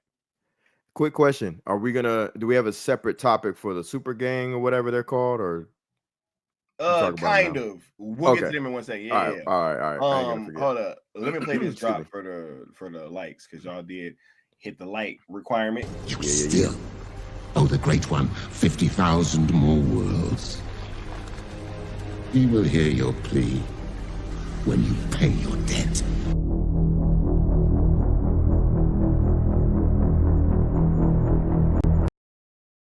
Crazy. He will hear your plea when you've paid your debt. Boom, boom. Bro, and speaking of bonking in the head with the thing, I did not laugh one time throughout this entire movie, bro. Yo. I didn't. And you know what's crazy? Me neither. I thought I was, because I've laughed at some James Gunn films, right? Of course, I've laughed. I even laughed in Guardians 2. I didn't like that movie, but I laughed. I came close to laughing at a scene, now that I think about it. Right? You know the one do you want to know what it is? What? When Mr. Terrific said, "Man, I don't need damn help. I'm Mr. Terrific." I was like, oh, no. Yeah, bro, my reaction was actually the opposite. Where I was like, oh my fucking God. bro, when he said, yo, I'm Mr. fucking Terrific. Or I'm fucking Mr. Terrific. He said, I'm Mr. GD Terrific or whatever. I was like, yeah, these people cuss too much in this kids movie, like, man. Bro, I'm like, bro. How's anybody expected to take their newborn to this movie? Because this is newborn age entertainment right here. What is this, bro? If your kids can speak, don't subject them to this bullshit. I'm just saying. Or if you still live in your parents' basement, have at it. This is for you, for sure. You'll love it. He said, I didn't laugh once either. I pretty much cried. Yo, I'm being so honest. And I didn't notice it until the end. I didn't notice until you just said it. I didn't notice it until the end because I noticed that I smiled. And that was the first time that I had a reaction throughout the whole movie. Was that part with him and Lois. I was like, Yep. And here. I was like, oh shit. I just had a emotion. Haven't felt one of those in a while. Also, I think outside of disgust and cringe, you probably thought the credits were coming soon too, so you probably got excited. God damn terrific! Oh, bro, what the fuck is going on? This felt like a movie of things that were just happening, you know? Yeah, bro. Hey, but I think that whole thing about the movie not being a consistent narrative at first was a true thing, and they tried to make it that way at the end, and it just ended up kind of still feeling like all these things, because the editing's really jarring at times, man. Yep. It's really jarring, bro. I actually put that somewhere in my notes. Let me see. Right. Where did I put it? It was okay. I know when I started typing that. That was when he fought the kaiju. I was like, damn, how did we just got here? We just got here. Oh yeah, especially when it goes from him being a baby to it's just huge. And I was like, okay, you know. but not even just that. Like I can deal with that. I can deal with jarring, like jarring us into the next scene, because that's actually a technique. Like, oh shit, unexpected. It just felt like the editing was cut weird. Because like 1 minute he's like, yeah, it'll get bigger or whatever, and then it was just like, boom, we're here, and it was like, whoa, what? There was no pause to show life, and then boom, it was just kind of like he said that thing, and then now we're looking at the kaiju about to step on the dog, just out of nowhere, just about to step on a dog. Like no lead up, nothing. It's just boom, boom. And I'm like, oh shit. That's when it hit me, Sky. I was like, damn, we've seen this entire movie already before this. We saw it in the trailers. We saw it in the clips. We're just missing connective tissue. When I saw that scene, I was like, okay, yep. That's it right there. We saw this whole damn movie. Ain't that some shit? Doorbell says the time of day was messed up during that scene. That's what I'm saying, man. Yep. It was all type of shit that was just weird, man, and off. Yep. About this film, you know. But with this next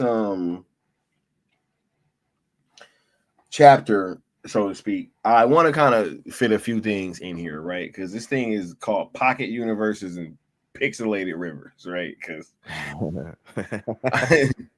right, bro.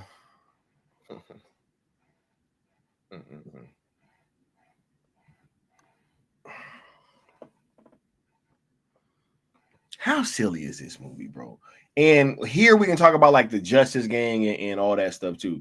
Let's just talk about a lot of the wacky shit right here, right? All right, cool. And we can include Lex Luthor in the wacky shit because I think Lex Luthor was super wacky in this movie, man. And Lex Luthor felt fake as hell, bro. I don't know, bro. Not just wacky. He didn't feel like he was real. Like he felt like somebody pretending to hate somebody. Yeah, bro. You know what I'm saying? Like it didn't feel like real hate. And I'm not even talking about the motivation.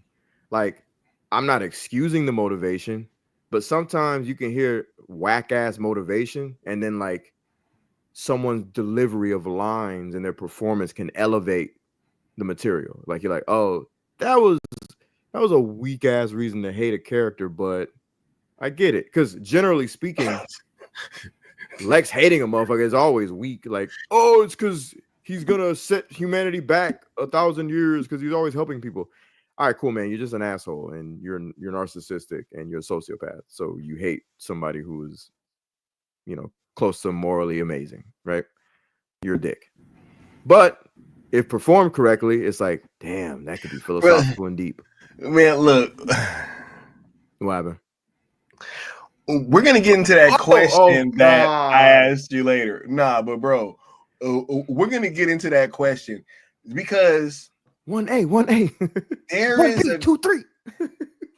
Nah, at the end when he was hitting me with the 1A, I was like, oh my god, bro, what the fuck? He was trying to look tough, bro. But the Spy Kids thing is so apropos because I'm telling you, it's so Spy Kids shit, bro. That's so Spy Kids, right?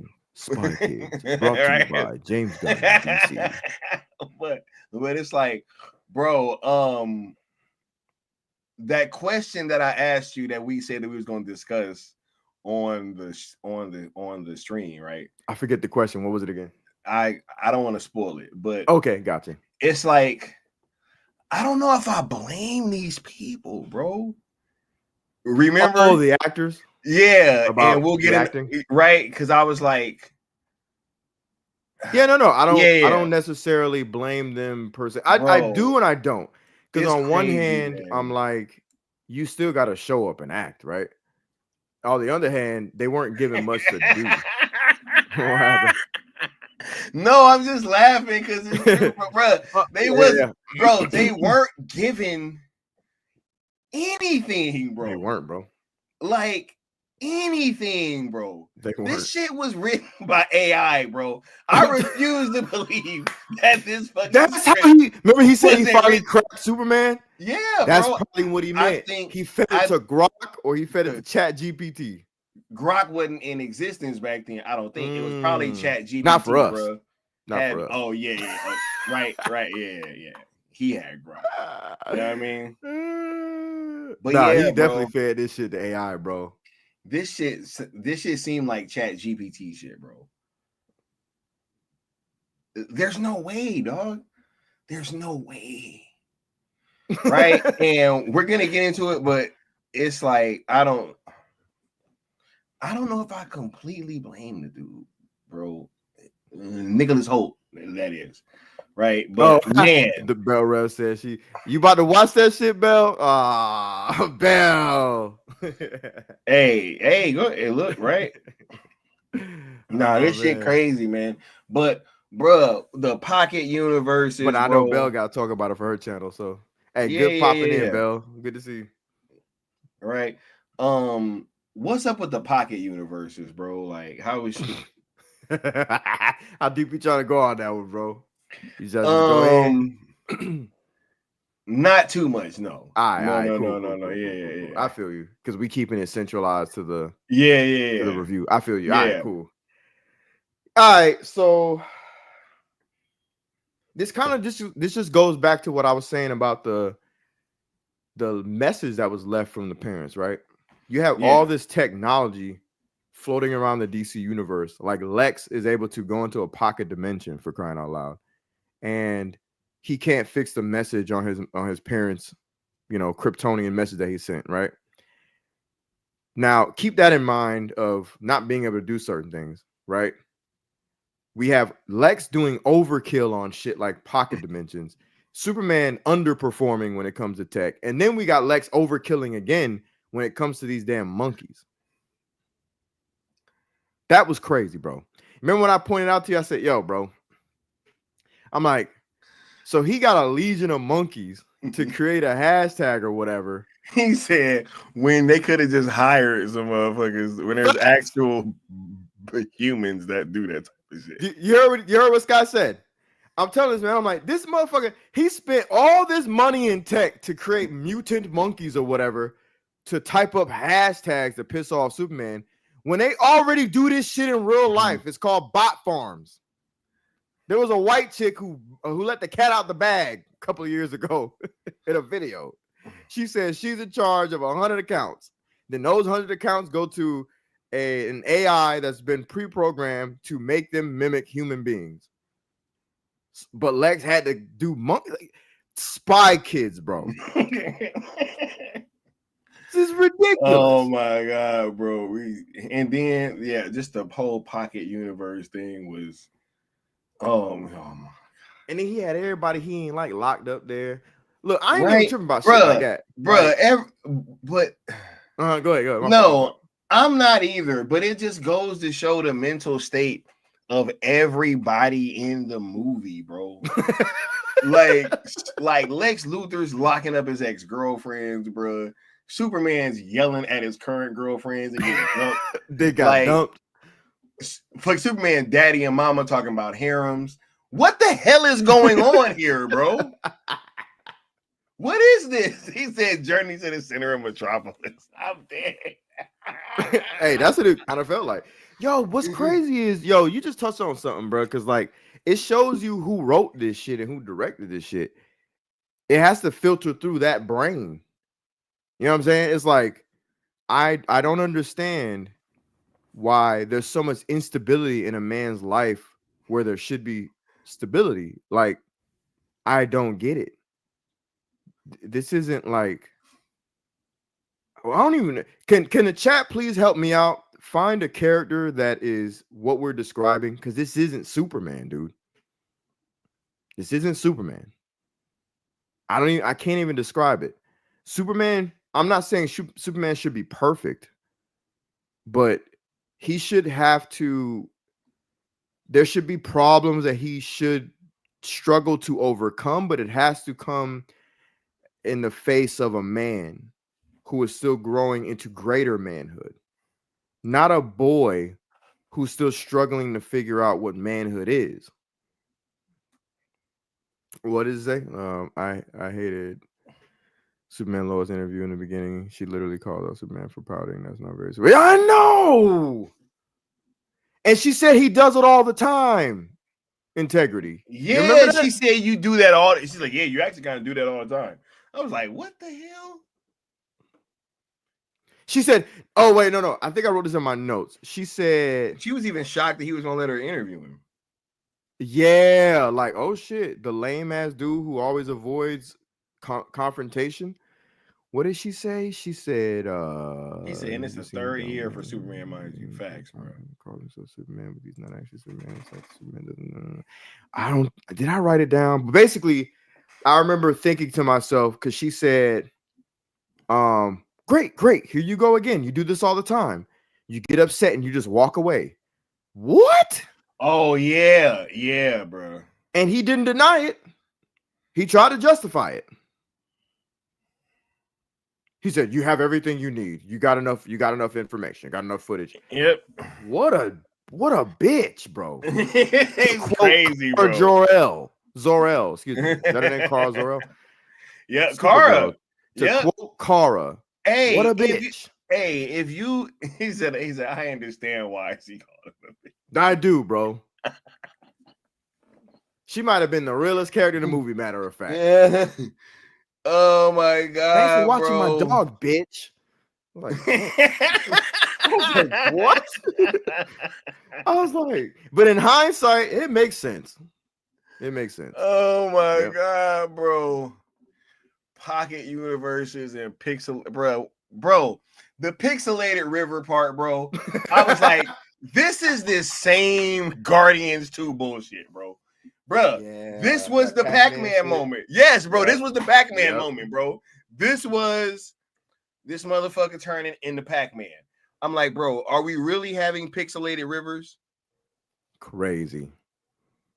Bro, I didn't know what was going on. I was like, what is happening right now? What the fuck is going on? Why isn't this baby that he just rescued? Why is this baby still alive?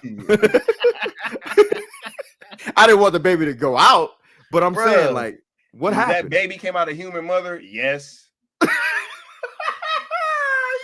Bruh. Metamorpho. Don't even get me started, bro. I'm like, where the hell he come from, bro? Like, he was a bitch. Bro, oh my Rex god. ain't never been a bitch. Never. Even when he freed Rex. I told you he was gonna be evil at first too, right? I was like, yeah, but he always start off as evil. You know what I mean? Yep. Which, hey, that might be one of the few characterizations that this movie got right.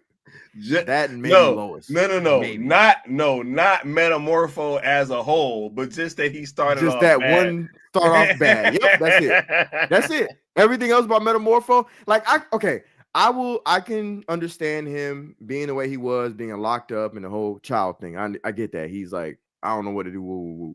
Even though you're Metamorpho and you could transform into things. Anyway, before we get into all that, maybe Lex had something where I don't know. Even when you think about that, dog, why was Metamorpho? Never mind. But even when they freed him, his attitude was still like, I'm bro. Oh, are we talking about? Oh, no, you said Justice Gang is later. All right. Yeah, because I can't wait to say this part. What? Oh no, they're in there right now. They're in this part too? Yeah. All right, cool. Because I gotta say something, and I want everybody to hear this. Rest in peace to Mikey Sutton. Mikey was right. Like a motherfucker, bro. He told us way early on. Justice League International. JLI. Justice League International. Hawk Girl, bro. Bruh, Hawk dude. Bro, how many years ago was that, though, by the way? Then Mikey said that. Almost 2, bro. Probably like 2 years. Yeah. Dang. Yeah. Probably like 2 years, bro. I remember Mikey used to have so many conversations cracking up that you can hear the tears in his eyes, that he was laughing so hard that it was going to be Justice League International. And I'm sitting here watching this shit, and I was like, I'll be a motherfucker. That's Justice League International. Goofy as shit. Guy Gardner was a leader. When the fuck has Guy Gardner ever been a leader of the Justice League?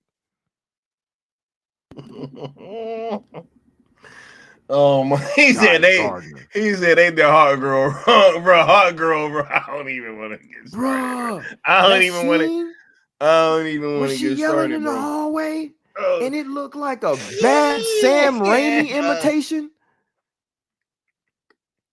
They were trying to jack Sam Raimi's style with that shit. That whole jarring in your face, like I was like, yo, this is trash, bro. Like, you're not Raimi, dog. Stop it.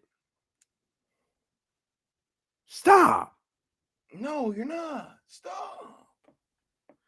Bro, this is crazy, bro. These motherfuckers, man. I'll tell you this, though. Nathan Fillion, that's another good thing for me. And I know you probably didn't like it. Oh, you know what? I actually had him as one of the semi-positives, too. Yeah. He did well. He did well as Guy Gardner. I bullshit you not. Put him in a different costume under a different director. I would love to see him as Guy Gardner again. I mean, I ain't gonna hold you. I think I'd actually love it.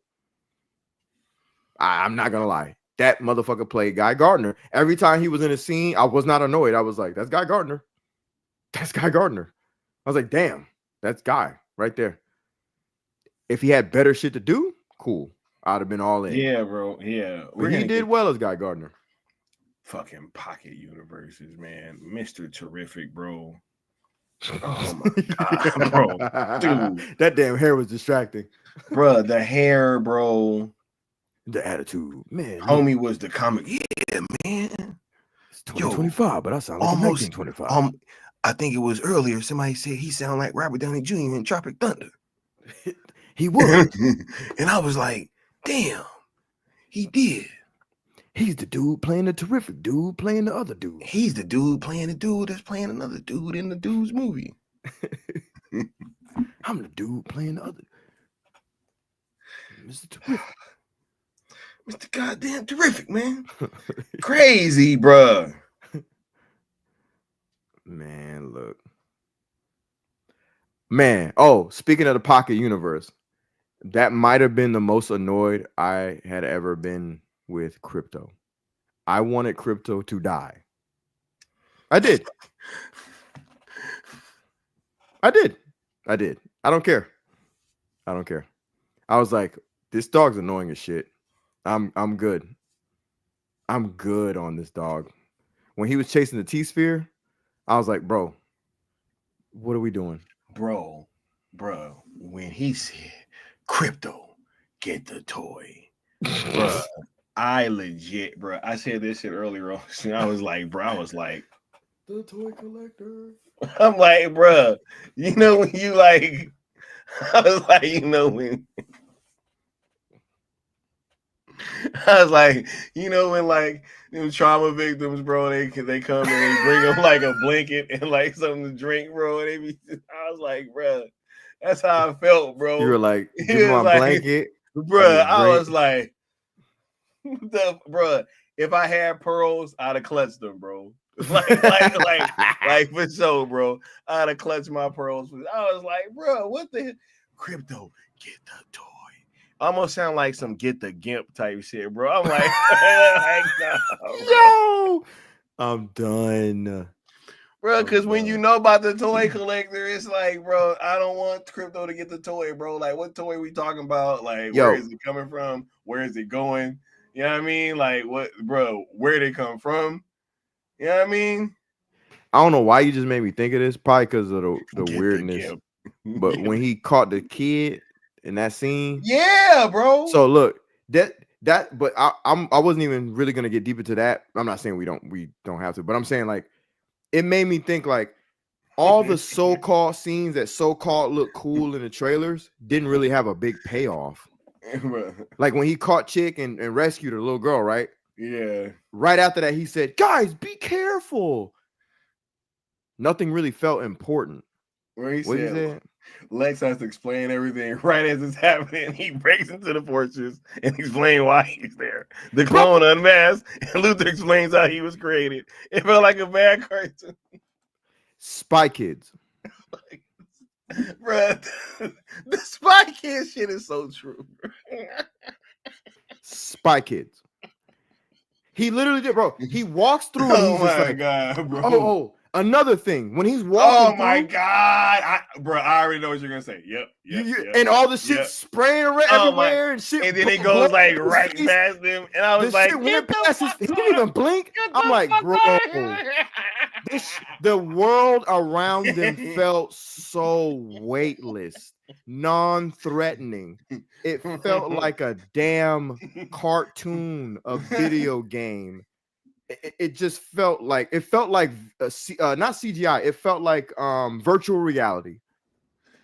He walked through there, and it felt like virtual reality. Nessa said, "I saw somebody say Superman was a bitch in the movie." Leon just said it. Leon just said he understands why Kara called him a bitch. I was about to say, I wasn't the one who labeled him that first. It was his own cousin, Supergirl, Kara. She labeled him accurately, appropriately. In hindsight, I side with Supergirl. Hashtag Supergirl was right. Use a bitch, Superman. Bro, this is crazy, bro. It was so much silly shit in this movie, man. And I didn't laugh at all, bro. The Justice Gang was not the worst, bro. They weren't even the worst. I thought they were gonna be, dog. I ain't gonna hold you. I was like, yo, they're gonna be. I actually, another thing in hindsight, I actually enjoyed when Guy Gardner was there for some reason. I was like, okay, we're away from Superman. Right. I actually liked seeing Guy Gardner. I was like, what the hell's up with this movie? That I like Guy Gardner. I never liked Guy Gardner. No version of Guy Gardner. My favorite character of all time punched Guy Gardner famously in the face. Laid him out. It's called One Punch. They call it One Punch. One Punch. One Punch. That's what JLI is mainly known for, being a clown version of Justice League, and that moment where Batman knocks Guy Gardner the fuck out. And here I am enjoying Guy Gardner over Superman. What? Right. Guns portrayal of women is a choice. Hey, bruh. Let's get into Jimmy Olsen. Oh, man. Yes. Let's get into Jimmy Olsen, bro. Bruh. You trying to trigger me, dog. Well, no, because he can be part of the next one too. Actually, no, for sure. Because was there anything else out of the wacky shit that we want to talk about, bro? Because, bro, I just want to say one more thing or one more word just to reiterate this. Hawk Girl, like, bro. Bruh. She was the worst of them. The Justice Gang. I was just about to say, bro, Hawk Girl might, and it's not the actress's fault, bro. It's a little. It's mostly James Gunn. You're right. Bro. You're on the right track, I think. Bro, it's like, dude, that scene, bro. When she's screaming. Oh, I was like, yo, what the fuck is this guy? No, I ain't gonna lie. I laughed when I saw that. It was supposed to make me laugh. I was like, what the fuck is this? Bro, it kind of woke me up a little bit because I was like, huh? Honestly, bro, what is happening? Honestly, bro, I'm not even gonna front. Hawk Girl, you the big Griffin up there. Yo, so true though. That big ass head. It is, bro. Oh my god, bro. And that square ass build.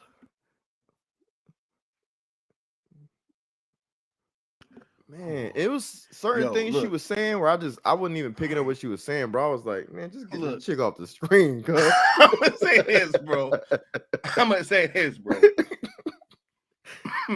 Look,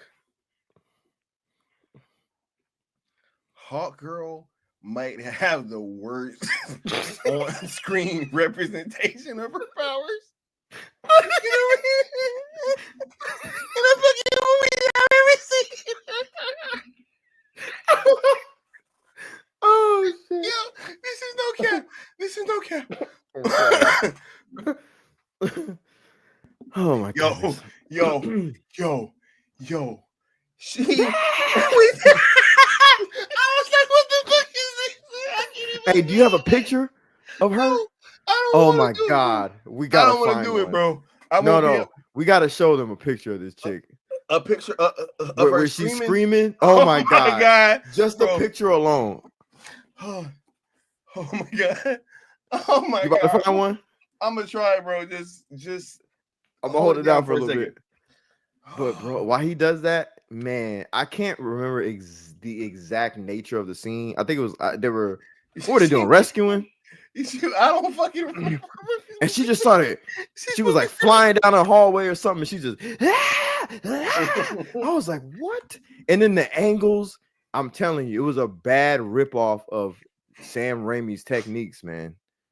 That horror vibe when he does that like jarring close-up camera shot and it just looks hardcore. That's what they were. I don't know if they were going for that, but it just felt like a ripoff of that. I hated it. But damn, I ain't gonna lie, I laughed. I was like, what the hell? Shorty look crazy to the mom. And then you go to Hawkman from Black Adam. Crazy difference, bro. This movie makes Black Adam look like War and Peace. Oh my god, bro. Bro, I never want to hear anything about. See, you saw that? DJ Dax said.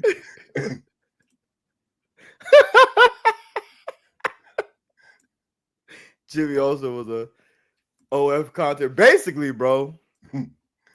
Okay, hold on. Bro. I'm gonna get into boy. I can't wait. No. I'm gonna slap the shit out of Jimmy. Bro. Hold on, bro. Spoiler alert. I ain't fuck with Jimmy, bro.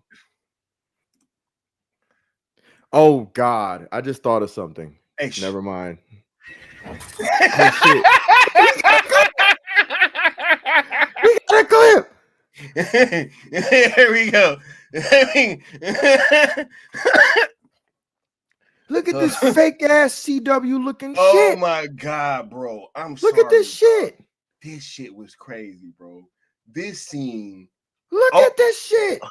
Oh yeah, it's because of the fact that they are saving the border situation at the end. Right. Yeah. True. Oh my god. And then she outright murders a diplomat. Bro, like I was like, yo, what the fuck is going on here, bro? She didn't even have to. Bro, we got Lex Luthor shooting people in the head playing Russian roulette. Right? We got Hawk Girl dropping diplomats to their death. You know what I mean? You got, bro. Oh my god. But it's a kids movie. This ain't no damn kids movie, man. Bro. They think they can get it. yo. They think they can get like away a couple with times, bro. They think they I was can get like, away with what is this, bro? calling it a kids movie because of the poor execution of the film, bro. He said they doing Isabella Merced wrong with this, bro. That's what I'm saying, bro. Yeah, it's crazy, bro. Hey, I hope that check was bro. nice. That's what's up. Oh my god, that's what's up. That's what's up, bro. I'm crying. I'm crying, bro. She was crazy in that scene. Look at her mouth, bro. Bro, I was like, bro, bro, go back. Look at her mouth, bro. Why her mouth so damn wide open? Bird nose? Bro. Get out of here, bro. Her Bird mouth nose, was you are wide not, ass bro. open, bro. Damn, And she had that dog. goofy cartoon like showing of the teeth. Damn, bro. Wasn't nothing tough about that at all. He said, "Why she screaming indoors?" I think that was a part of her power, though, like her screaming, because I think it was affecting people too, if I'm not mistaken. Which, whatever, whether it did or not is irrelevant. It was stupid as shit looking. All right, bro. Look. Let's move on, bro. Because damn, any more of the wacky shit, bro? Before I forget, This whole movie wacky. What you mean? Fucking movie, bro. So we might as well just keep going. Fucking movie, dog. Bro, Talk about some hashtags, dog. The Hammer of Bolivera, bro. Motherfucker. The whole 1A, 1B, 1B, 6K, NF. Right? 3D, F, 2D, 2D, 3D. And they just sitting there playing with the fucking bro. I was like, what the fuck? 1A, 1A, 1A, 1A. And they, bro, do you see the part where they just playing with the joysticks? They They like, were happy too. Yeah. I was like, what the fuck are we watching, dog? Spy Kids. Spy Kids. We're watching Spy Kids. Oh my god, ladies and gentlemen. bro. Spy Kids brought to you by Warner Brothers, DC Studios, and James Gunn.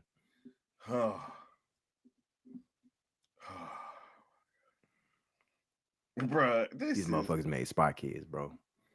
Bruh, look, let's go ahead and let's get to the next topic, man, because we can talk about this wacky shit all night, man. But bruh, the self-inserts, bro. Oh my goodness. Woo!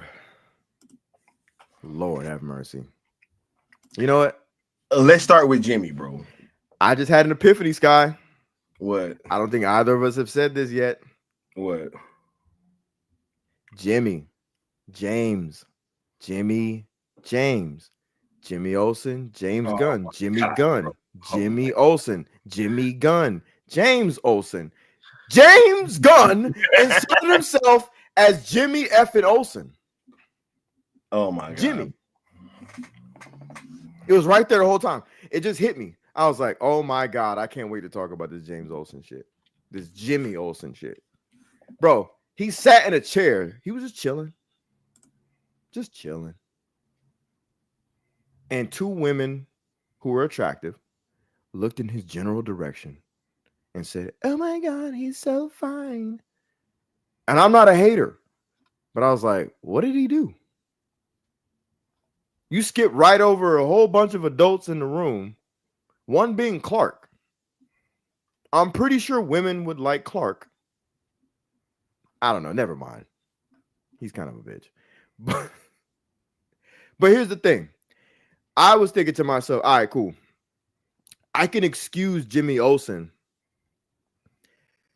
having swagger and being able to pull women if like he is the classic, I'm Jimmy Olsen, I'm Superman's pal, Jimmy Olsen. That's the phrase.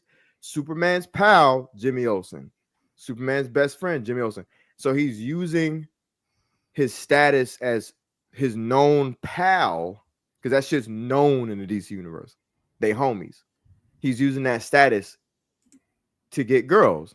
Women love him. I mean, that would be very appropriate. Women like a man of status and a man of stature. Oh shit, that's the dude that knows Superman? If I can't have Superman, let me have the guy that knows Superman. For a number of different reasons. If I need Superman to save the day, I'm right next to his pal. What better protection than to hang out with that dude, right? I'm thinking it's going to be that. It's not that at all. He literally starts chastising about Clark, and he starts chastising about Superman. So I'm like, oh, that goes out the window. So, okay, so what is the angle here? Women just find him irresistible, that he nicknames the women in his phone all the things that he doesn't like about them because he's so picky. Out of everything in this movie, pocket dimensions, mutant monkeys, Superman flying, him being a bitch. Out of everything in the movies, all of it, the most unrealistic part of the movie is Jimmy Olsen is able to pull women for no reason other than existing. He works at a newspaper, people. I'm not knocking newspaper people, but they ain't swimming in you know what. They ain't swimming in cat. For goodness sakes. Man, you know how we know that this is a self-insert, bro? Because that's something else that goes on in his book, man. The Toy Collector, dog. Mm-hmm. That's something is the class paying attention? That's something that goes on in his book, The Toy Collector, as you know, he is, I mean, the main character is named after himself. Yep. Right. And hold on, let me find this quote exactly. There you go. Right. Also, Fresh said cat repellent. Basically, in this movie, he was a cat magnet. That's crazy, bro. Yeah, bro, because he always be having chaotic relationships, you know what I'm saying? And all these relationships with beautiful women. You know what I'm saying? He just seen, bro, but it's the character that's named after himself, right? Oh, you talking? Oh, my fault. You read it from Toy Collector. My fault. Yeah, right. 100%. So you find it strange that a character from or like a trait from his character in the Toy Collector made its way into the Jimmy Olsen in Superman? When you put it like that, I shouldn't be surprised that Jimmy self-inserted into Jimmy. Interesting. Okay, ladies and gentlemen of the audience, this man was running away from one of the hottest women in the entire movie. Yeah, like totally on some, oh my God, I don't want to take her out type shit. Or I mean, and all she wants to do is just be with me. Oh my God, it's just like the worst thing in the world. And then somebody else said, why did Jimmy Olsen look like he just transitioned, bro? And I was like, oh shit. I gotta mute.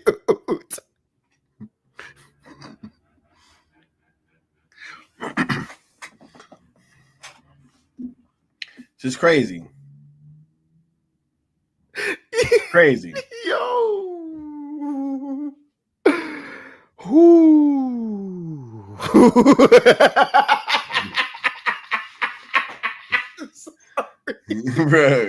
Bro, Krypto was guns, dog, bro. Right? And in a lot of ways, Superman is a self-insert. He inserted himself into Superman and Jimmy Olsen for sure. For sure. Right? To show off two different sides of himself. You know what I mean?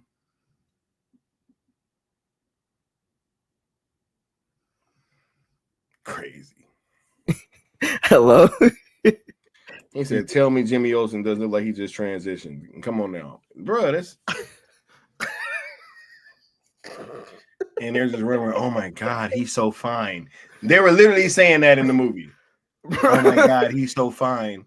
What the fuck is... That's what threw me off too, because like they were using like appropriate language. It wasn't like, oh my God, he's hot, or oh my God, he's handsome, or oh my, like movie talk. No, it was like regular out in the real world talk, like, oh, damn, he fine, damn, she fine. I was like, what? I'm like, hold on, y'all went too far. Jimmy Olsen, bro. What the hell is Jimmy Olsen? Damn, that threw me off. I was gonna say some shit too. I forgot.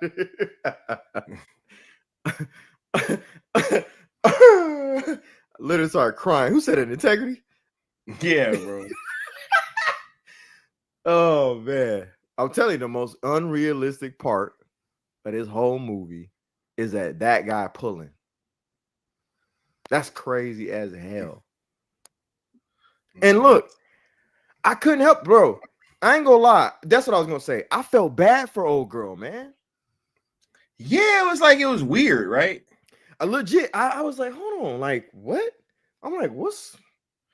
I ain't Bruh, no simping she ass over dude here at all. She over here risking her life for you, and all she's saying is, "Can you take her out for the weekend?" And you over here, oh my god! I hated Jimmy for that, bro. I didn't think it was funny. It wasn't cute. Oh my god! I was like, he's a bastard. Shorty got snatched up. The last thing ever, this chick could put her life on the line and get kidnapped for me. The last thing ever is I have to spend a weekend with her. I was like, what? He called her, he labeled her weird toes in his or mutant toes in his mutant phone. toes. I was like, bitch ass dude. How about mutant height, you short fuck? Little ass. I want to slap this dude. Bro, this movie is fucking absurd. Little ass. Bro, this movie is absurd, bro. I'm like, she's a fucking sweetheart. The whole movie, she's probably the smartest one in the whole damn movie, by the way, because she took all that information. Every selfie we thought she was taking, she was literally just taking evidence. I'm like, damn, that might have been the coldest thing in the whole movie. Yep. But she actually gets done kind of the worst. Yeah. Man, you know what I was hoping? Which I fucking knew wasn't gonna happen because that was Jimmy Olsen. That was that she would have like fucking woke up and been like, why am I even tripping over your ass? You know what I mean? Like facts. Boom. Of course. Me and Scott didn't even talk about that. No, we absolutely didn't. We should be on the same damn page. Facts, because real recognize real. If she would have been like, man, you're a fucking loser anyway. You're not even Superman's pal. You lame. Even Lois called him out. Was like, how do you do it, Jimmy? She was like, well, your hot girlfriend. I'm like, and I think, did he denounce her or something? I don't know. It seems like something he would do. It's not my girlfriend type shit, you know? Yeah, bro. He wasn't trying to claim her, bro. You know what I mean? I was like, this guy. Because lo and behold, Jimmy Olsen, bro. Right, Jimmy Olsen pulling him. You know what I mean? You know what it is? Jimmy Olsen got this character that he signed with Disney called Slim Wallaby or some shit. A Josh talking Wallaby. Flim Wallaby. Yeah. That's what it is. And so, since he did that, all the hoes love him and whatnot. Right. Yeah, right. Yeah, that's what it is. Yeah, because the movie started with 666, bro. Facts. Anything else that you want to get in? Any other self-inserts? So we got James Gunn's dog in the movie. We got James Gunn portraying himself through Superman and through Jimmy Olsen. We'll definitely get into a lot of the Superman stuff later because I'm pretty sure that's going to be part of the other conversation. But yeah, man, bro, this is crazy, bro. I mean, other than that, that's it. I mean, that's it really.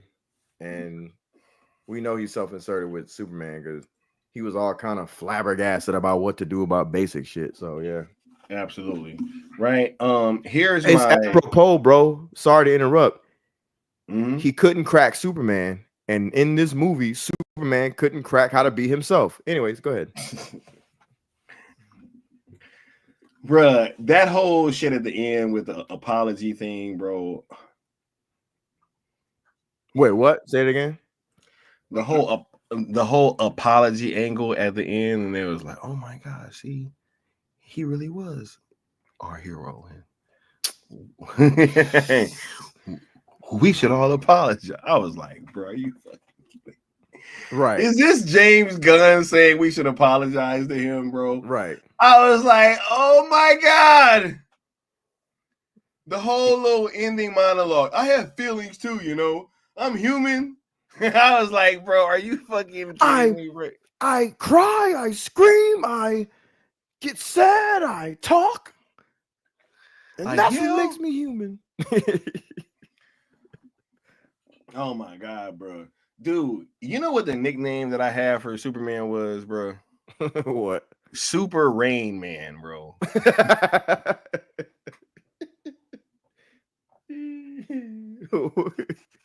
Explain that one.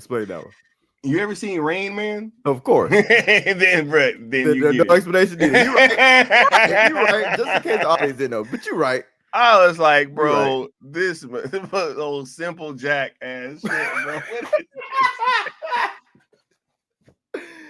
Hey, he did. Hey, you know what? He stuck to his guns. No Damn, pun dog. intended. He did tell everybody, or no, that was actually Mikey that said that, right? Or no, was that James Gunn that said he was gonna be a big old? No, that was James Gunn. Sorry, I don't Big know old if Mikey galoot. broke that news first or what, but nah, yeah, he definitely did say he was a big old galoot. And then when you look up the word, he's an idiot.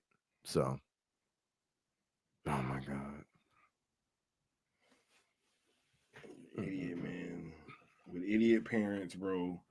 Simple James. This is damn, this movie's bad,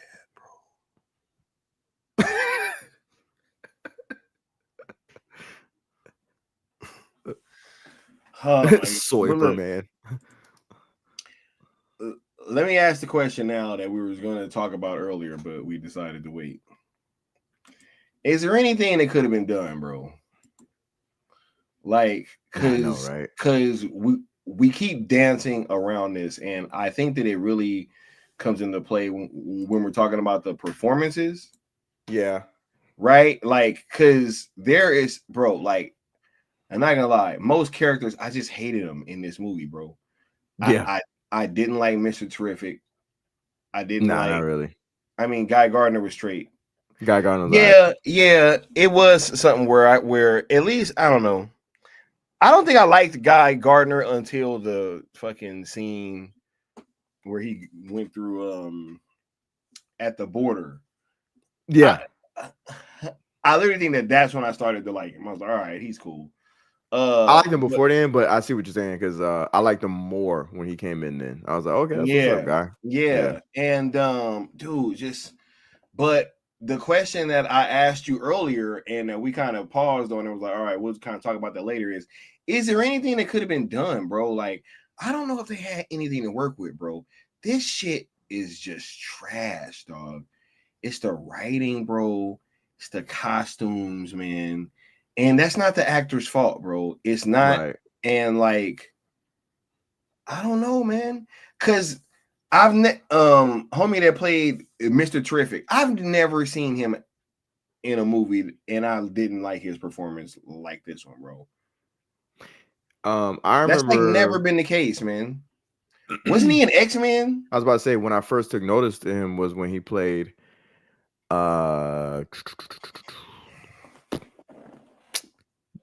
Darwin in X-Men First Class, I think it was. Yeah. And he died.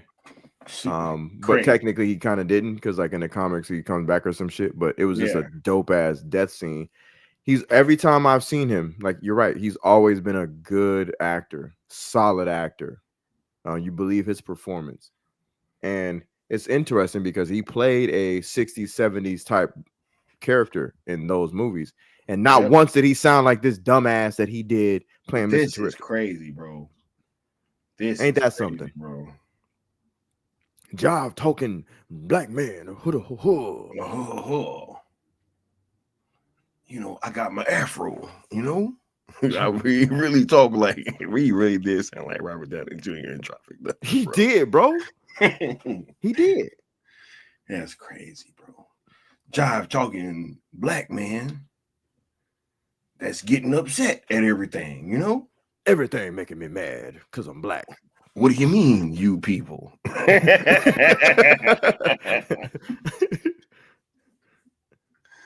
Oh my God, bro. Damn, Mr. Terrific, damn it. I'm Mr. Goddamn Terrific, damn it. Damn it. Because I'm black. Yeah. Oh, yeah, but I'm smart. That's why I sound like this. I'm surprised he didn't say, unhand me, cracker.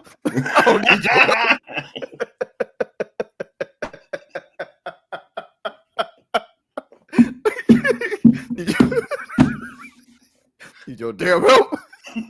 Unhand me, cracker. He called him undercover brother. Pale white hand. Get your hand out of my pocket.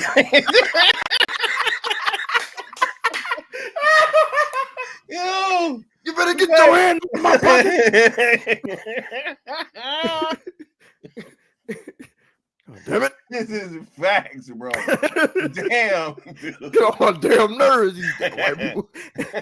Lex is like, you see the company you keep, Superman. It You sounds keep like racist black people away around you. see, actually, I have something else that the people should know about now.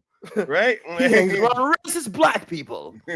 All of the black people I employ love everyone. Right. We are equal opportunity. Equal opportunity.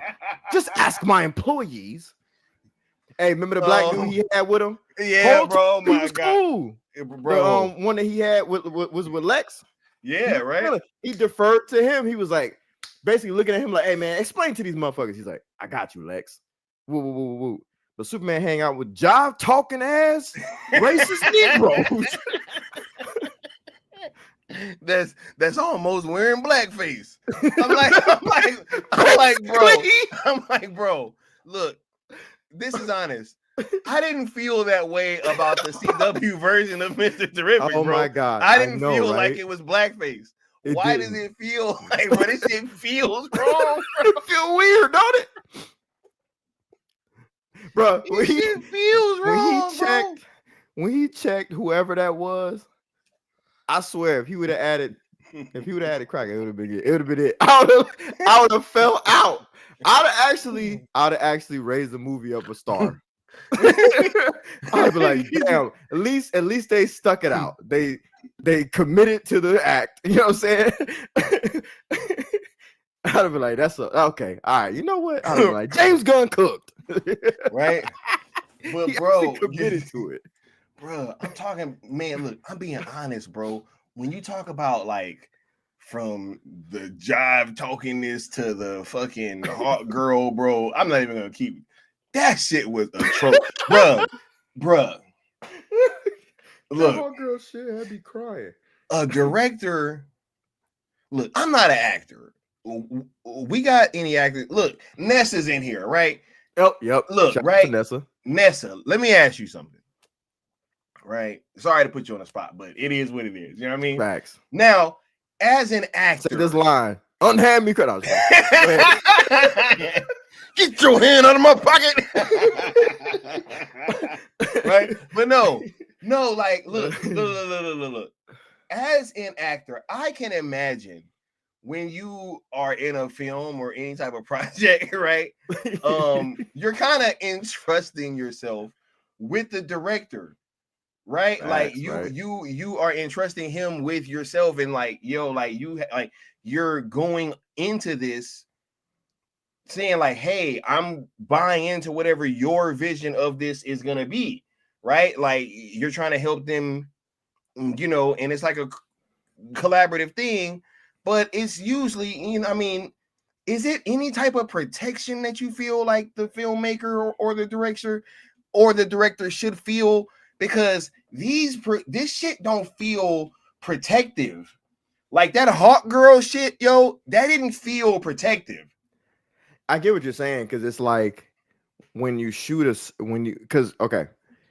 Hell, James Gunn even talked about this in an interview recently where he talked about how sensitive actors when he was are. cussing out fucking he's cussing out David Corey Sweat. All right, side note. How much does that play into the fact that Superman in this movie is a bitch? He was bitching out David Corey Sweat on set. He's right. And that shit came from a real place. That's crazy, from a bro. Real place. We've cracked the code. I cracked it. He told me he can't crack Superman. I cracked it. He thought David Corey Sweat was a bit of a bitch, so he portrayed him as a bitch on screen. That's crazy. But back to what your point, and it's an excellent point, because actors, when they do a project, they don't want to look stupid. Yeah, right. Like they just don't. So you try to do your best to not make them look stupid when you shoot them. Yeah, right. You know, it is what it is. Like, it's like that movie, was it Long Legs with Nicolas Cage? What about it? It was like up until the reveal of the character, you kind of was like, if you just see those crazy up close like shots where it looks kind of mysterious, you could tell they're shooting him to not look stupid. And like I think some people enjoyed the movie. I don't even remember. Did I see that? Anyway, when you actually see the actual results, it kind of looks off. But the way they shot it and the way they put it in trailers, it was like they wanted to protect the look of the character. Ergo, you're protecting the actor, right? Yeah, bro. And with Kinda this, like it was the, like kind of like the Cavill thing, right? Like with him with the mustache shit. You know what I'm saying? Yeah. Like why would you want to do that? Right. Nessa, I think she answered the question. Oh, she said, I think they don't know the characters that much and they're trusting him to direct them in the best possible way. At the end of the day, I can have an idea of how the character is, but it's up to the director to direct them. Director, right? Okay. Yeah. It's up to the director to direct them how they see fit.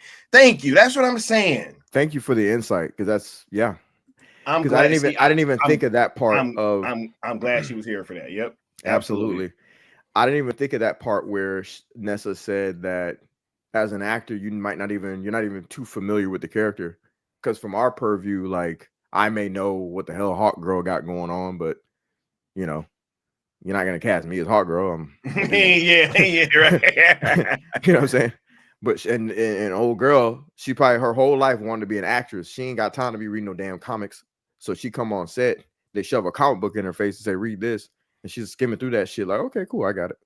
I watched some JLU cartoons. My homies told me to watch a couple episodes. Right. I get it. But I trust the guy who they call one of the greats, right? Jimmy Pistols, right? I trust this dude. He's gonna guide me through it.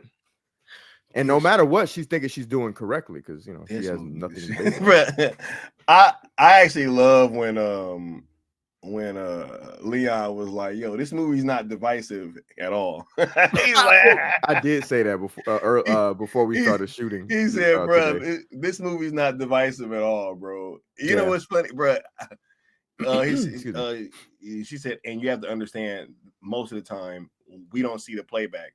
Some directors don't allow it. Right? It, absolutely. They don't want the feedback, I'm assuming, right? Yeah. They don't want to hear the pushback. They don't want to hear, because they probably know that, because I have some friends that have worked on films. There are some actors that will kind of annoy the director until something happens, if they can get away with it. But no, I did say that earlier. I was like, this movie's not divisive at all. Like there's nothing to really like, and I say that with confidence.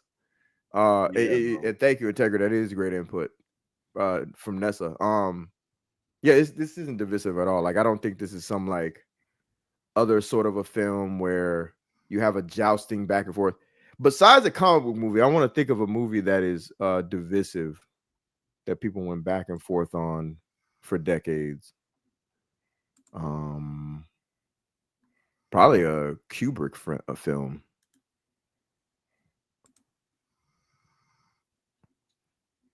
Oh my god. Maybe like an Eyes Wide Shut. Maybe, yeah. Yeah. Hold on, bro. Every time I try to get this from you. Oh, that was her, huh? What? Isabella. She was in Transformers 5.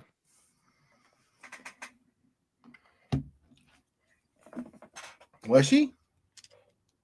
Yeah, Sin brought that up. Oh, yep, Crash. That Crash was Crash divisive? I thought everybody kind of liked Crash. Nah, no, Crash was pretty divisive too, yeah. Which one was it? Because there was two movies like Crash. There was Crash and there was something else. I don't remember. Traffic Stop or some shit. I don't know. It was two movies that came out like a couple of years apart from each other that kind of had the same buzz, because they kind of did the same. Talking about 7 pounds.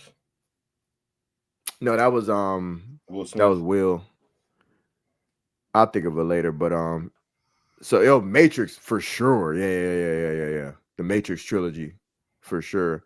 And I know people hated that last one, but I rocked with it because it was basically like an FU to the studio. Bro, look, is there anything that could have been done with this, bro? Like, that's the picture I was looking for earlier, bro. Nah, ain't much you could have did with that. They had your girl looking crazy. Bro, that's a Halloween costume, man. It's almost not even funny anymore. This was crazy. Look bro. at that shit. This was crazy, bro. Yeah, man. That's some 1995 type shit. Is it not? I don't know, bro. If you pull up Power Rangers costumes from 95, man. Remember the Power Rangers, the movie? Oh, yeah. Them shits look kind of hard compared to this. Yeah, look, I don't think much could have been done, bro. I honestly either. don't. Yeah, and it was funny because I was actually gonna be reading a lot of them, the Riot Act, and then we was on the phone and I asked him that question, and he was like, "You know what? Ask me that later." I was like, "Yeah, bro, that's actually a good question to ask on stream," because I'm like, you know, I don't really think that there's much that could have been done. But you know, moving on to the final part of the conversation,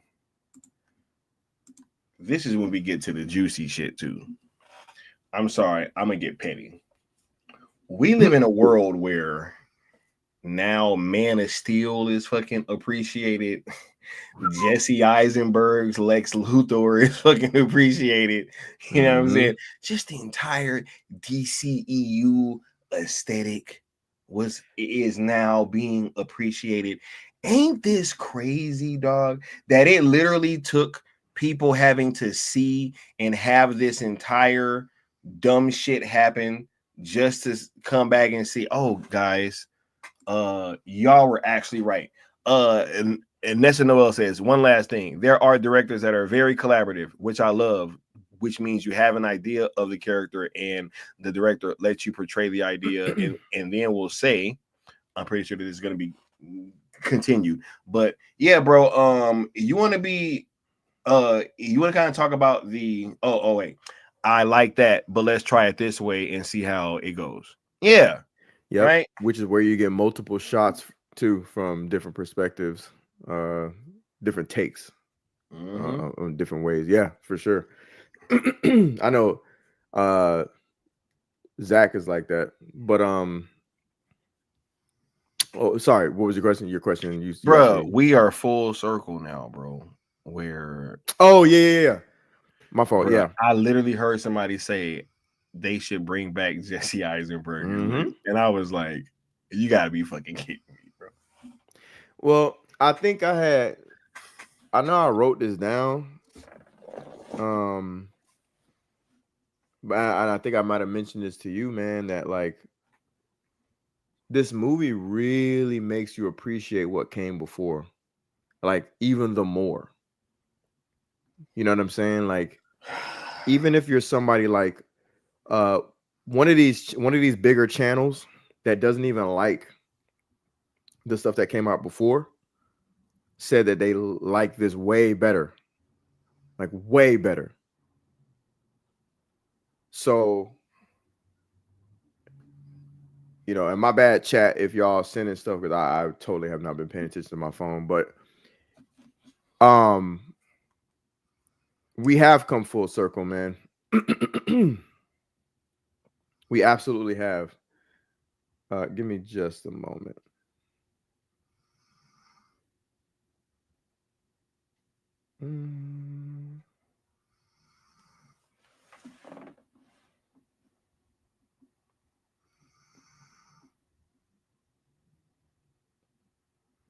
Oh shit! What's this? Oh, I gotta look at that later.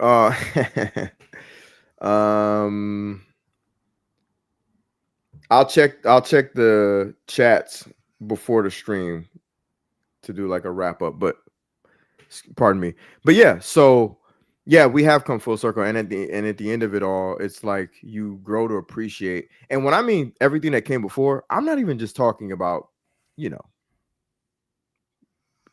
I'm not just talking about Zach. I just mean superhero stuff overall. There were so many superhero movies that came before this one that were like freaking beautiful in comparison, man. Captain America Winter Soldier is like freaking what's that damn old movie that I love? I cannot remember this name for some reason. Not Gone with the Wind, but the other one, Casablanca. It's like Casablanca compared to this, man. You know what I'm saying? Like, I don't know. This really, I feel like this set us back a while, man. This set us back a few decades.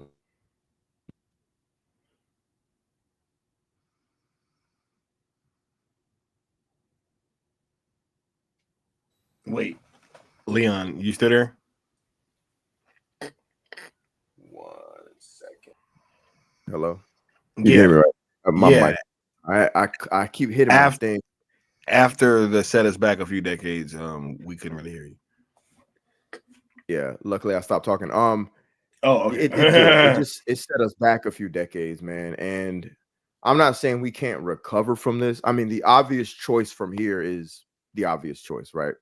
I know we've been avoiding because it's unnecessary to even bring up the obvious comparisons.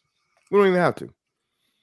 My whole thumbnail is dedicated to, if y'all see it, my whole thumbnail is dedicated to Superman movie history, right?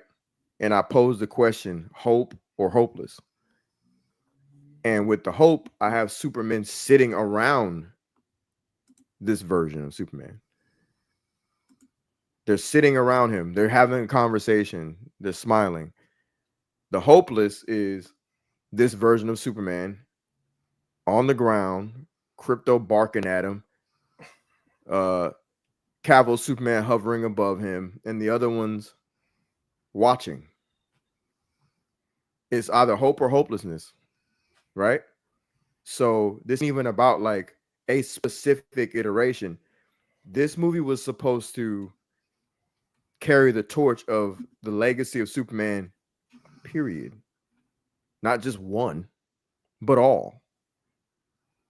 And continue the storied history of this character. Each iteration of this character has a great to good version, even amongst garbage. From the black and white to the Chris Reeves to Superman Returns, by comparison's a better film. I'd watch the shit out of Superman Returns right now. Yeah, because bro, honestly, at the very man, least, there was a cinematic touch. Real quick, too. Oh, for sure. I don't want to hear from anybody saying that this movie's like a 10 out of 10 or like a 9 out of 9 or like a 9 out of 10. I kind of don't even want to accept any 8s, bro. Facts. Like, I just think there's too much, man. There's too much going wrong with this film. There's too much. It's just too much, bro. I don't want to hear it. You know what I'm saying? Like, facts. Well, especially if, okay, we know from certain people what the bar was, right? Right? I mean, they yelled and screamed and kicked and screamed and hollered about how bad other iterations were in the past, right? Because of certain things. And this movie does pretty much everything the old iterations did, but just worse and mindlessly. They asked this motherfucker Corn Sweat if he want to be Superman again or be a Jedi Knight, and he said, "I want to be a Jedi Knight." Bro. Facts. I'm like, bro, even he know this shit is cooked, bro. Dude, facts. I don't want to hear no 10 out of 10s, bro. I just don't want to hear it, bro. Like, and I said this earlier. If you come at me with a 10 out of 10 out of this movie, I'm looking at you sideways, 100%. If you like, and people can say whatever. Yeah, I'm judging some of y'all by some of y'all movie choices, bro. If you come to me and you tell me that The Suicide Squad is the greatest movie ever made and you're being dead ass serious, I'm judging you. Hell yeah, I'm judging you. Wait, say it again. I'm like, bro, I'm like, people want to be like, oh, you can't judge me for my for movie taste. And I'm like, yes, I can. Like, you know what I mean? You're sitting there talking Facts. about the Suicide Squad is the greatest movie ever, and you're literally trying to argue with me, calling it a 10 out of 10. I'm gonna judge you. Facts. I'm like, yo, step your taste up. You know what I mean? Crazy. Yeah, it's like, man, I took film classes in college. And even before that, we all kind of had an understanding of the cinematic language in the sense of like what's good and what's bad, right? And we all kind of put certain things in certain categories, right? We put Transformers in a box. We put Casablanca in a box. We put Gone with the Wind in a box. We put Godfather. We put Terminator 2 in a box. Like we know where things go and how to judge them, and not as an excusatory thing, but just as like, okay, how are these things executed? We can't really blame a movie for its lack of this or that because of the tech at the time, or you know what I'm saying? Like these things don't exist. People don't really transform into liquid. So we got to kind of like suspend our disbelief a bit and kind of give the movie a bit of a leg up in our, and then from there, how does it execute things, right? And so what I'm saying is we're not judging Transformers in the same way we would judge Gone with the Wind. This movie, it does not live up to what our mind would do culturally in order to suspend disbelief long enough to give the movie a chance to prove to us that it's worthy. It just doesn't do that. You know what I'm saying? Like Transformers 1 is not a flawless movie. It has some dumb shit in it. But for what it is, it's a fun blockbuster that you can put on and have a good time. Your kids can watch it. The adults don't get bored. It's got some action. And in terms of blockbusters, you might be able to get away with that movie being a 10 out of 10, bro. Like, that's what's crazy. If somebody goes, that's my favorite movie, I'd be like, I get it. Right? I get it. I'd be like, it's not a 10 out of 10, bro. I would debate with the person, but I wouldn't hardcore because it's magic, certain man. Stuff makes sense, bro. Because certain stuff makes sense, man, and certain shit don't. The Suicide Squad, bro, was an utter failure of a movie. I don't care how you slice it. That shit lost over $100 million, and it was coming off of a very successful franchise, right? Of a very successful first film. So with that being said, bro, all this fucking beta Superman, bro, whining all over the place, self inserts, dude, pacing all over the place, don't know what the tone is. There's somebody DM wacky that people fucking are walking CGI, out of the movie. Wacky CGI, and you got motherfuckers running. Oh my god, it's the best Superman movie ever, y'all. Y'all make sure y'all use my coupon code when y'all checking out at Fandango. Right. The following response is brought to you by type shit. We got people walking out of the movie. Somebody tweeted, just walked out from Superman movie. It's terrible and no need to finish it. F this movie. That ain't Superman. That's super bitch. These are the things that people are saying. Yeah. Yeah, nah. Oh yeah, and yeah. Saint Havoc hit me up with that. James Gunn brags he can tell David Cornsweet to shut the fuck up. Crazy, bro.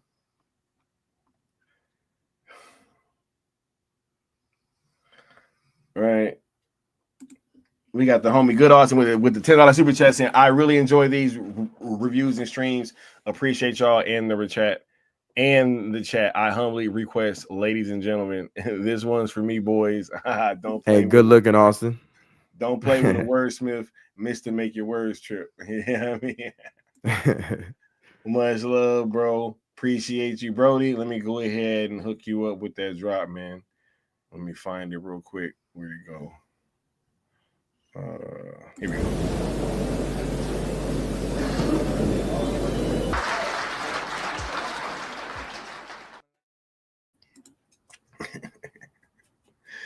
Much love, bruh.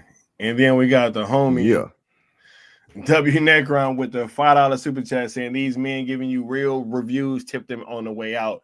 Much love to the big dog W Necron. You dig? W Necron, appreciate you, bro. Let me run this shit back again, bro.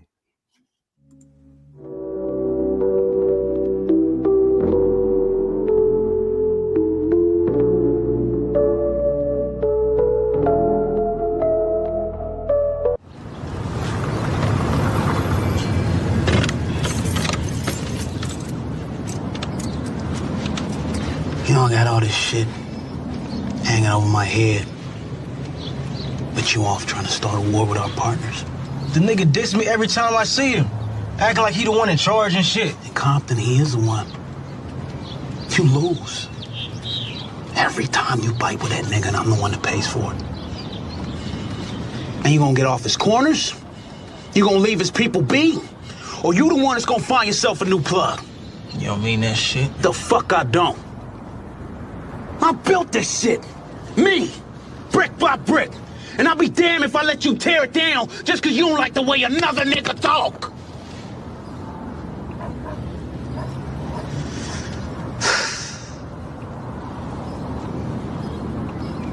Drive, motherfucker! That last part, though. Oh my god, bro. Oh man, much love, man. Now, before we get on out here, I just want to play a couple of videos and I'll get your quick thoughts on them, bro. For sure. Right. Kind of like rapid fire. Everybody in our industry occasionally has to play softball, occasionally has to, you know, look the other way a little bit. Everybody has to do it. Wait, we're turning what? Like a movie in the sense that, you know, I hated a movie, but I won't say that I hated the movie, or an actor behaved a sort of way and you don't want to, you know, put it out there that happened. Right, because you might not get the next review. Right. Next So gig. to some degree, everybody in our industry that is a part of this quote unquote access media has to sort of decide which battles they want to pick.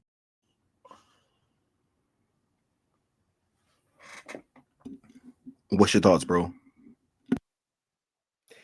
I think that the cat's finally getting out of the bag more and more, that these, we'll just say the catch-all word, critics, because colloquially it's critics, but really it's people want to play semantics and be like, it's not just the critics, it's the influencers. It's not just the influencers, it's this. Yeah, it's all the same shit, same basket. You're all going It's on the hashtag WB partners. Facts. Right. All these people are bought and paid for in some way, shape, or form. It's all about if they're authentic or not. That's really the only difference. And I'm glad clips like this keep coming out. Because after this bum ass movie, because here's the thing, this movie's mid at best. If you are a person who has failed to launch, I'm sorry. I'm sorry. So if people are out here in droves acting like they just saw heaven, I gotta question them. They're either a plan or they got to screw loose, in my opinion. As harsh as that is. Crazy. All right, bro. Hey, I appreciate your take. Let's get your take on this one.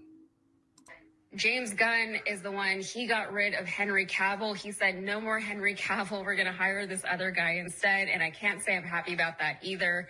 The people want Henry Cavill, and no one will just give us Henry Cavill. Like, no hate to Liam Hemsworth or whoever this new Superman is, but give the people what they want. I saw the poster and thought it was Henry Cavill, honestly. It's not. It's just like, see, it's always just like a lesser version of what we once had. That's all that we get. Wait, two things. One, not only did fucking Liam Hemsworth catch a fucking stray, but then remember when you was calling the brother the lesser Hemsworth? I said that. That's what I said. I said, remember when you called the brother the lesser Hemsworth, bro? And I think I might have started that actually, the lesser crazy. Hemsworth. But bro, shout out. hey, what's your thoughts there, bro? Because I mean, look, as I'm sure that you just saw, there was 2 Zack Snyder cultists up there talking about the situation. So we gotta kind of, take what they say with a grain of salt. But what do you think, bro? And you know what's interesting, man? Like, Sky's semi-joking, but I mean, he's kind of right. If you like Zack Snyder shit, you're a Snyder bro, apparently, right? But no, like, it just shows you that liking Zack Snyder's stuff, people around Zack Snyder's stuff, you're a Snyder bro.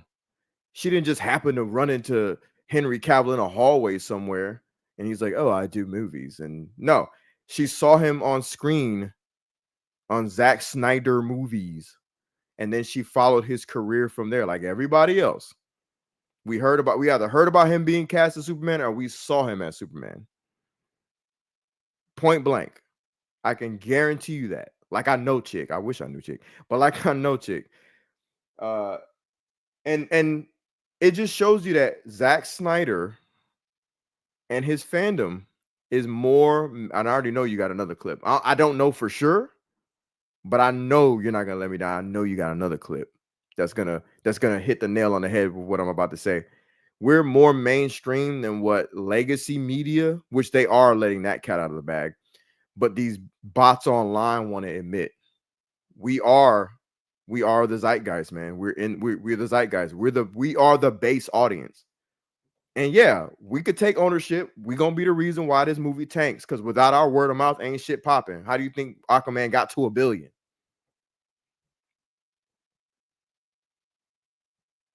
And she fine. I just want to say that. Shout out to old girl. Right. Let's go ahead and I'm gonna give you this last clip. You know what I'm saying? Superman's actually a refugee. Isn't that an immigrant? They're trying to equate those things together, which I think is ridiculous because of the current politicization of that situation. James Gunn is not the kind of guy who's going to put an American flag in his front yard during 4th of July. And that's the kind of guy you need to be to create Superman. I did not like this movie at all. Every man in this movie is weak and he cries. Chris, there is one silver lining here, which I think you touched on. Dresses, short skirts, high heels, cleavage. Thank you, James Gunn, for that. Hollywood's has been trying to remove masculinity for, it seems like, the last decade. Once again, it needs to be White Boy Summer to bring people back to the box office.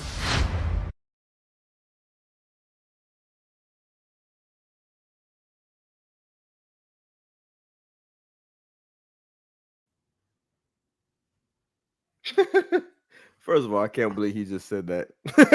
Bro, I was actually gonna talk about that because it's funny how, like, when Sinners was making money and shit, and everybody was like kind of up in arms. And never mind, I'm not gonna get into that. But I'll get into it just a tiny bit with my little rant real quick. I'm gonna say this: like, I get what he's trying to say, ha ha ha, but part of him really believes that shit. Because 100%. He really wants the box office to be white men. Like, I really believe that. He was one of the main ones bitching about Captain America because Captain America is black, even though we all fucking knew he was black because the torch got passed to him after the damn end of that damn movie that everybody went to go see and they liked. But now all of a sudden it's a problem and it's woke. Get his bitch ass out of here. He get on my nerves. He kind of racist, bro. I'm sorry. I'm sorry. He kind of racist. Yeah, bro. And you know, it's like that. Yeah, he's kind of racist, bro. Like, anything that's black, all of a sudden he starts freaking out. Like, get the fuck out of here, bro. And like you said with Sinners, it ain't got shit to do with white, black, Spanish, Asian, whatever. If you're attractive and you can act, you're gonna put asses in seats. You got to have that it factor. Not everybody who's attractive and can kind of act can put asses in seats. White Boy Summer. Why that shit ain't happening with Chris Hemsworth? Who's the greater of the two Hemsworths, right? Or the five of them, right? Mm. He'll never put asses in seats. Why didn't it happen with David Cornsweet? Why didn't it happen with David Cornsweet? You know what I'm saying? Like, because this white shit boy about we got a white boy in a big blue suit and a cape. He ain't putting asses in seats. The fuck?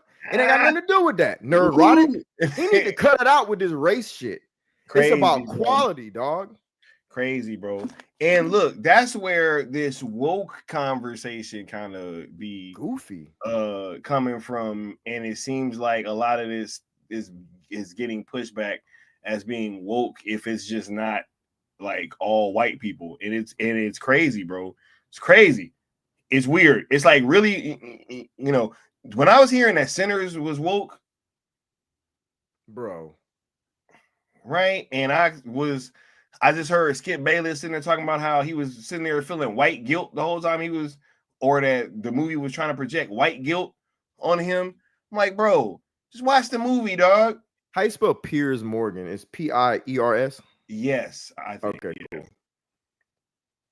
But you know, it's like, man, come on, bro. Like, I don't. He said, kinda. Nah, neurotic is 110% racist. Yeah, bro, he weird. I'm like, yeah, I'm cool with having a conversation about how studios are trying to phase out like white guys and masculinity. I see absolutely. We and we I don't talk like about it with Cavill. Stupid. We talk about it with Cavill. Fact, yeah. Why do people think, bro, real quick, because I know we're doing the rapid fire thing, but I just want to say this real quick with Cavill, and I'm not even gonna get all deep into it. The reason Cavill's not big in Hollywood has nothing to do with acting and everything. He has an audience. People love this guy. Women flock to this dude. It's because this dude ain't gonna let nobody do funny things to him in Hollywood. And I'm sorry, I know too many people that are connected to Hollywood big shit. I'm talking Avatar. I ain't talking no little commercials. I'm talking, I know a homie who's working on Avatar with James Cameron right the fuck now. You understand what I'm saying? Right now. And right. I know, thanks to him and other people, about how Hollywood gets down. 90% of that industry is cluttered with a certain type of people who like to do certain types of things with a certain type of person. Henry don't get down like that. So they're not going to hire his ass. Crazy. And if you ain't down with that, that funny shit, they cool with you getting drunk and partying crazy. And if you're not like that, if you're just a guy who wants to start a family and be chill and be humble, they ain't rocking with you like that. And want to build PCs and a wife beater. Facts. You know what I'm saying? And they play ain't rocking Warhammer with you. You know what I mean? So what neurotic really, he missing the whole fucking mark, because his whole audience is full of lazy ass lame white dudes who want to blame society for them being lame and not being able to get no dough and no women. And they think it's because there's an affront on white people. Newsflash, it's not true. It's cool. Out here in the real world, white people are still doing their thing. If you get your nose and your thumbs out the phone, you'd see that. Like real shit. And I'm gonna say the same shit to black people. Facts, bro. It's the same thing, bro. Your thumbs. It's the same thing, bro. You good? You straight? The oppression and the suppression is when you keep your ass trained to them phones and them thumbs in them phones, and people like neurotic steering your nerdy ass in the wrong direction, talking about white boy summer. That was crazy. Boy summer, because white people get out of here, bro. You couldn't tell that to twin double Michael B. Jordan, right? Who arguably still has the best movie this year with his black ass, kicking ass. Ryan Coogler. Hey, shout out to my black leading men. Hey, don't get me on this shit, bro. Yeah, bro, it's crazy, bro. It's crazy, bro. Yeah, I'll be that guy. White Boy Summer was wild. Yeah. The fuck? White Boy Summer was crazy. It needs to be a White Boy It's Summer. a White Boy Summer right now, and we're nuking it because it's trash. It's called Superman. The hell? But wait. I ain't even on that type of time, man. What you about to say? You know what's gonna be crazy, bro?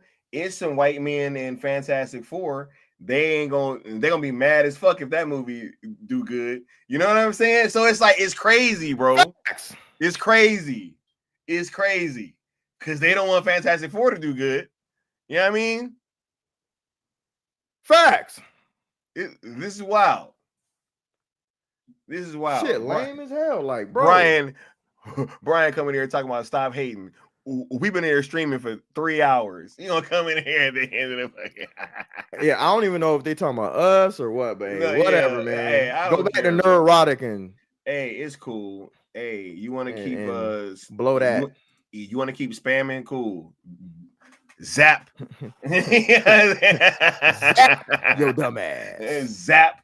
You come in here and spam in my chat, bro. Yeah. But no, that's what I mean. No, it ain't even just Pedro. It ain't even just Pedro, right? What the hell is his name, bro? The one that's playing yeah, you focus on the wrong dude. We talking about the white dudes in the movie. Yeah, Human Torch, right? Thing. Human Torch is the Thing, bro. Shit. Galactus, you know what I'm saying? Right? Like who in the forefront? Yeah, Sue Storm. Sue Storm. Yeah. Hey. But no, but bro, he said white boy summer, right? He British. Austin, shut your ass up. Shut your ass up. So was Henry Cavill.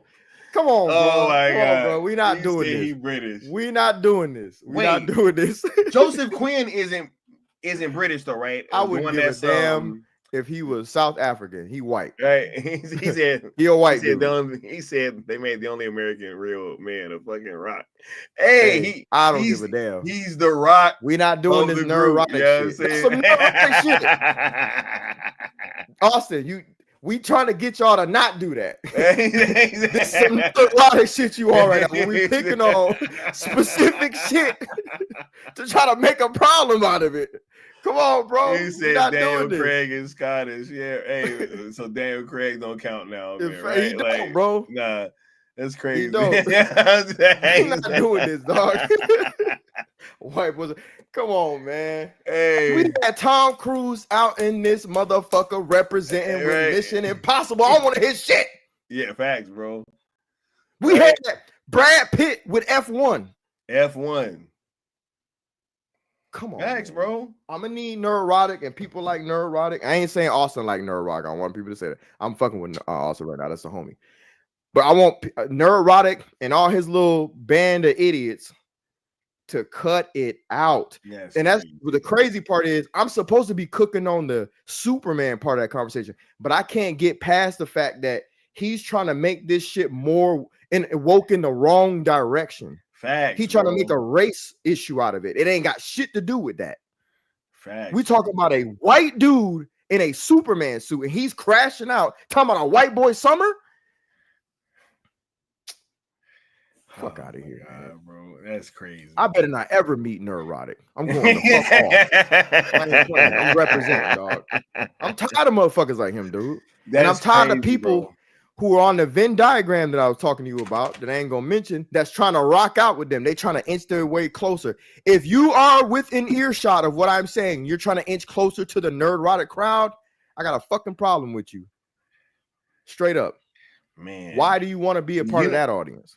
What's crazy too is that I think that with what is going on, you know, I think time's up for a lot of these kind of people, man. I'm being so serious. A lot of like these like alarm peddling, like, you know, and I mean that's like some race hustling shit, man. You know what I'm saying? Like if we being honest, you know what I'm saying? Like if we're gonna be calling other people race hustlers, you know, that's crazy, bro. That's crazy. Sitting there talking about white boy summer, bro. Looking like, yo, they over here wishing Ryan Coogler could fucking direct half the MCU right now, right? I bet you they fucking still fucking kicking themselves in the ass because they were supposed to be letting him do one of the Avengers movies and they ended up not doing it. You know what I mean? Could have had him do Blade maybe now, right? Too, you know what I mean? Hey, all that. You never know. You know what I'm saying? Man, people need to stop it, dog. We might have to do a stream cooking on people like neurotic. I'm so fucking serious. I get so tired of seeing some of my like once favorite YouTubers and content creators when they get upset about something that's black, it's a crash out when it's just simply black. Like everybody found mad problems with Sinners because it was directed and written by a black dude It's shit's insane to me. They was talking about his contract and shit all on TV, bro, like crazy. When he was like, "Yo, that's not this ain't even nothing that, bro." They really had people believing that he had like some kind of one of a kind contract, right? Bro, I just want them to do this same shit with homeboy who did that movie, Witch and Nosferatu, whatever his name is. Oh, Eggers. Yeah, ain't nobody doing this to Eggers. Damn, that's a great point, bro. He made horror movies left and right, and everybody just leave him be.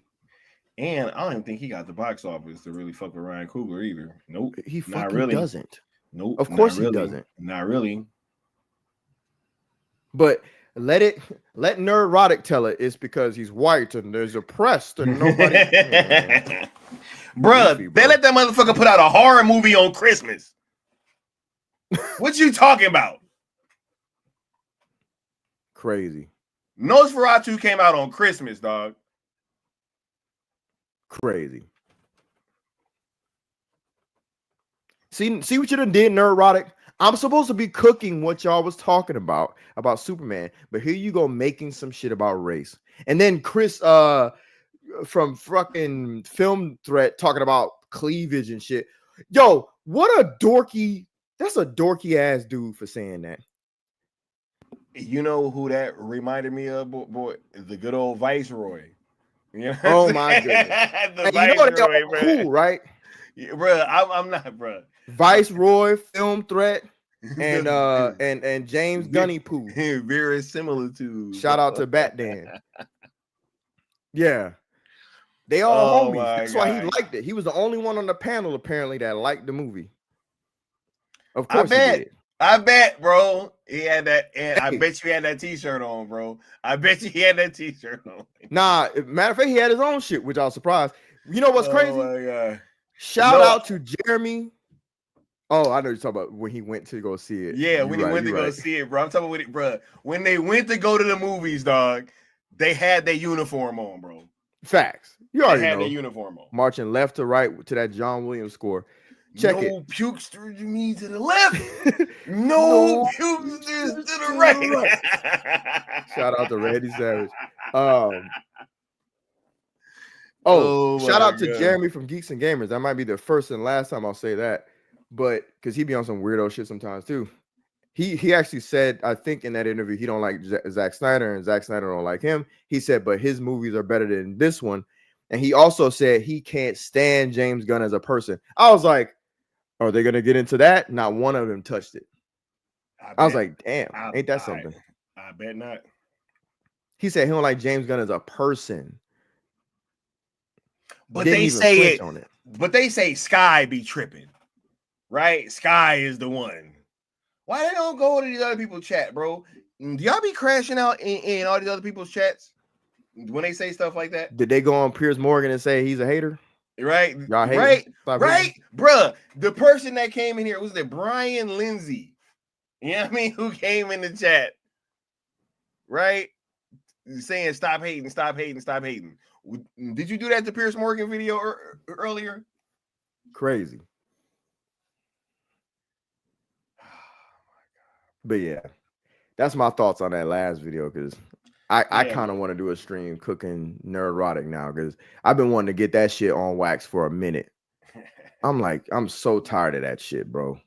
I'm sick of this race shit. It's getting on my nerves. Yeah, bro, it's crazy. It does seem that like everything something black comes up and they don't like it. All of a sudden it's just woke. And I'm like, bro, that can't be the conversation, bro. Listen, that can't be the conversation. This shit happens just about all over entertainment. And I hate to be that way. I'm in this AEW chat. And every time there's a criticism about wrestlers in this chat, it's a black wrestler. Everybody but Swerve Strickland, essentially. Because he's too hot to criticize. Right? He's on fire right now. And I pointed it out. I'm like, damn, every time a black wrestler does some shit, y'all on some dumb shit. But I literally see non-black wrestlers do the same shit. And y'all are crickets. I believe in Joe Hendry. My goodness. Like, no, that's not true. Leon. Yeah, nah. I'm a fucking behavioralist. I collect data and information on what people do in life. You gonna tell me I'm wrong? All right, cool. I guess I'm getting paid for nothing. Cool. Shit's funny, man. I'd be like, bro, like it just seems to go there like every single time, bro. They went there with the Miles Morales conversation recently, bro. It's like, bro, what the fuck? Like, there's certain things. Wait, because there was actually a recast or like a race swap that they were thinking about doing, and I was like, you know what? I wouldn't even mind that one because it was Norman Osborn, right? Oh, I was like, bro, okay, we've gotten a few Norman Osborns, bro. You know what I'm saying? Like, nah, you know what? Like, I disagree with you. You know why? You're gonna see why. You might agree with me. I'm tired of them race swapping villains into black people. Fuck out of here. I'm tired of that. Fuck that. I'm done. I'm done seeing us villainized.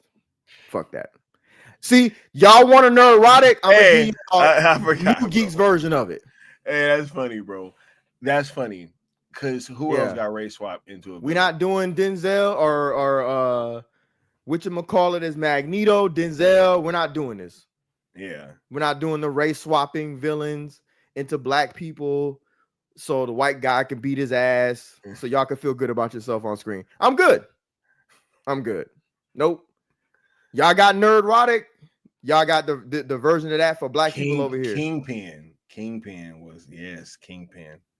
That was one. Yeah, that was fire. That was before all the race. I was about to say I actually like Michael Clark Duncan. Oh yeah, for sure. As Kingpin, I ain't gonna. But that's the thing. I ain't gonna fret. That's the funny part about it all, right? Like none of this would be a problem at all if people like Nerdrotic didn't point out shit like this. I wouldn't even notice. I'd be like, it's just an actor who happens to be black playing a role, or it's an actor who happens to be white playing a role. I wouldn't give a shit. But since Nerdrotic, every time a white guy stubs his toe, he starts to cry and weep. Now I gotta start looking for shit. Now you gotta stand on business. Facts. Right? Motherfucker acting like white people losing. Shut up. Y'all good. He ain't never been demonetized, has he? But none of this shit is but white guys are losing. Oh my god! No, shut the fuck up. All right, I'm done with Nerdrotic. I literally, this is like therapy for me. I had to get that off my chest. I'm done. I'm good. Y'all just disregard the last like 30 minutes of conversation. Oh shit! Somebody clip this and send it to his bitch ass. I would love for him to try to challenge me. High Evolutionary. I didn't watch that movie though. So High Evolutionary. What was that from? That was Guardians 3, so I didn't watch it. Lord have mercy. Baron Mordo. They did some race swap Baron Mordo. Yep. Yeah, they do that with us all the time. They make us villains. But it never bothered me until people like Nerdrotic started acting like, white people are getting shut up.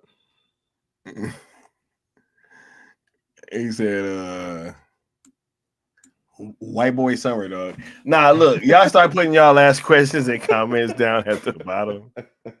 You know what I mean? Cool one said Nerdrotic attack Rebel Moon. You know he did.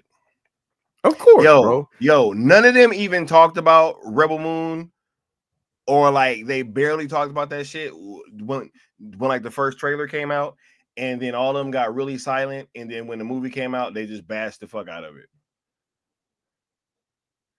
Right? That's hilarious. Hey, Nate's memes. I don't know if you get it. I guess that's the point. He must have missed the memo, bro. He must have missed the memo. That you that's the point. Nate's memes. He just said, since that's what's going on, he said, I hope you can see the irony. I deliberately I laid out the irony and then performed the irony and then I laid it out again. It's almost like I made a fucking sandwich for dumb people. Oh my god! But you didn't eat it. Didn't I expressly lay out the irony and then proceeded to perform the irony, and then I laid it out again? It's almost like I knew what the fuck I was doing. Good Lord. What the hell? I literally fucking laid out the irony and then performed the irony and then laid it out again. Oh my God. The bun, bro. the inner layer, and then the bun. Bro, I was just Eat the thinking shit. about that. Fucking, what are you? I'm an idiot sandwich. Like, what the fuck? Bruh. That's hilarious. Bruh. Yo, Hey, this hey. stream has been fucking hilarious, bro. Oh my God, dog. Man. Woo, who knew? You know what I mean? I love the chaotic nature of some of this shit. It's great. I love Facts, it. bro. Shout out to the Oh chat. my God, bro. This just reminded me of my favorite part from that movie, bro. Which one? Define irony. A bunch of idiots dancing on a plane to a song made famous by a band that died in a plane crash. Oh my God, what movie was that? That sounds so familiar. Yes. I know who said it. Somebody in the chat. Y'all put that in the chat if y'all know what that's from. Oh my God. What is that? Yo, Oh my crazy, bro. Because it was La Bamba, no? No, it wasn't. No, it was not. Not the movie wasn't La Bamba, but No. The song wasn't either. Right? Oh my God, what was it? Somebody said Free Bird. Is that true? With the song? No, I don't think they were dancing to Free Bird. I swear, I know this movie. I know that line. It is y'all give up. Let me know when y'all give up. I'm like refusing to look it up too. Oh my God. Hey, yeah. Garland Green from Con Air, bro. Yes! Oh, yes. dang it! Yes, Garland Green, bro. Yes. Dang it. Yes, bro. Garland Green, bro. Love that movie. That's awesome. Bro. Yeah, but yeah, man, that's what I'm talking. I guess that when you be like, bro, look, Leon, just take it as a challenge to make it a little bit easier to understand next time, all right? Basically, right? Oh, bro, any final thoughts before we get on out of here, man? This has been a super dope stream. I want to thank everybody for showing up and for pulling up, man. 100%. Last thoughts are, man, who'd have thought talking about this movie would lead us into these conversations, but this was fun. And I was not trying to be mean or harsh towards the movie or people who want to enjoy it or people who want to watch it, but in my honest opinion, in this rather lengthy review that was very fun, yeah, this movie is for adults who have failed to launch and small children. It's Spy Kids. Spy Kids. Bro. It's literally Spy Kids. I'm sorry, like I can't go above that bar. It's Spy Kids, and I'd argue Spy Kids was done better. Not even kidding.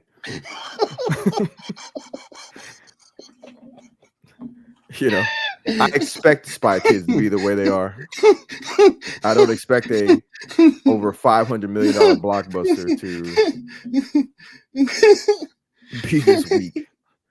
So, oh my God, bro. Somebody said, I'm not even going to steal this at all because I don't like to steal. I read somewhere in a post that somebody said, I think it was a reviewer, a critic. He said that this probably me too, Nessa. Ever since you can't. Yeah, you cannot unsee it. Hey, I've been feeling the same way. I ain't going front. As soon as he didn't even say that earlier. I just heard that on stream and I was like, damn, this shit is like Spy Kids, bro. 100%. Yep. This reviewer said that the movie was not super, he said, and it was poorly made. He said, and also he thinks that this is going to mark the end of days for James Gunn as a go-to comic book movie director. Bruh, I would go even further. Yeah.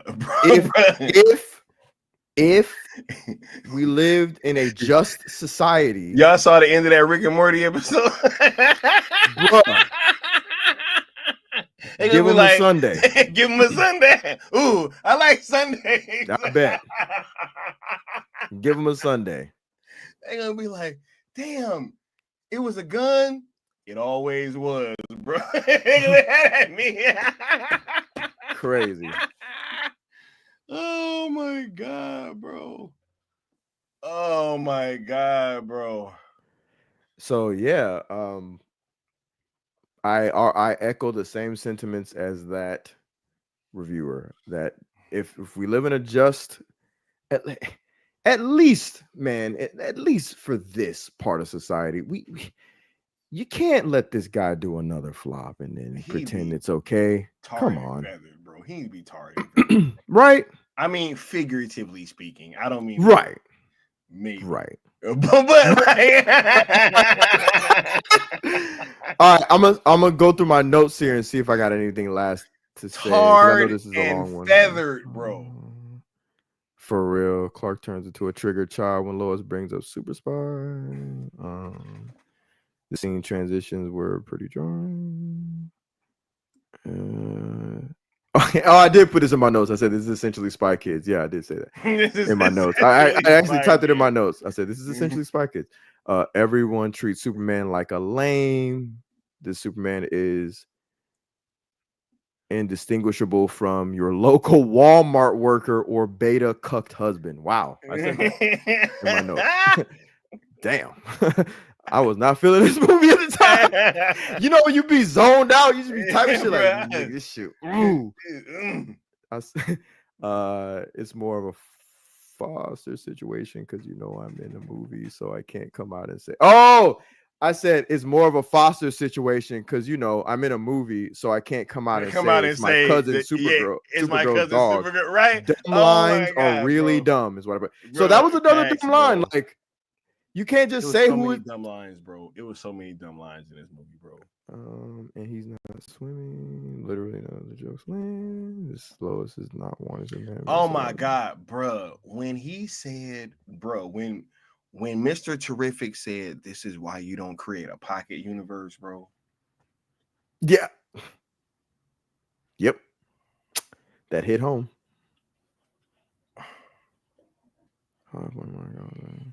Oh, I think this. I think this might have been the halfway mark, and I'm pleading for it to be over. Let me see. Oh, I said this. No, Krypto did not steal the show because there were a couple people that was Krypto stole the movie, and I'm like, when? No, he did not, bro. When the fuck did that happen, bro? That's because they want kids going to go see this movie, bro. Yeah. This movie is a PG version of The Boys. When Ultraman overhears Eve talking to Jimmy, it felt like a scene from The Boys. From The Boys, like Black Noir, right? Yep. He just kind of like overhears, Black Noir. And he's just like, "Oh, I'm just gonna walk up to her." It just felt The Boys like. They turn him into the stereotypical do-gooder that people think he is into. Basically, I said they turned him back into the most uninteresting version of Superman ever, if that was even a version. The clone reveals obvious. The brain beats Brawn callback was so dumb. He just whistled for Krypto. The music kept trying to save the movie. The fights were sloppy. He may have killed Ultraman or may have not. Might be Bizarro. Who cares? I'm doing. Who cares if this motherfucker gonna try to be Bizarro later? That was so obvious to me, bro. Right. The I'm doing important stuff line was dumb. The one time I smiled the entire movie was when Lois and Superman did their last interview. This movie was an affront on masculinity. That Supergirl scene was whatever. Yeah, okay. So yeah, that's it. That's it. I'm done. That was it for me. Yeah. You can't keep saying did Superman actually handle any situations by himself? Who said that? Oh, Queen. Yeah. He actually did when he walked out of Lois's apartment after she dumped him. He walked out by himself. No, yeah. W Necron. They showed them moving in the street when they landed. I was like, wah, wah. Fucking cartoon, Bruh. Oh my god, they should have died. And bro, and how the fuck are you gonna sit there and say, oh, this fucking planet-sized rift that's being created, we just gonna have everybody evacuate fucking Metropolis in a few minutes, right? Bruh. And then the city's empty. And then not only that, but when they fix it, they just revert. They just go in reverse. Everything back to normal. Lands touch again. Crack gone. Yay. Fucking Spy Kids. This is like Zack Snyder's Justice League, guys, right? When we were Flash reverse time. Yeah, it's the same. It's the same.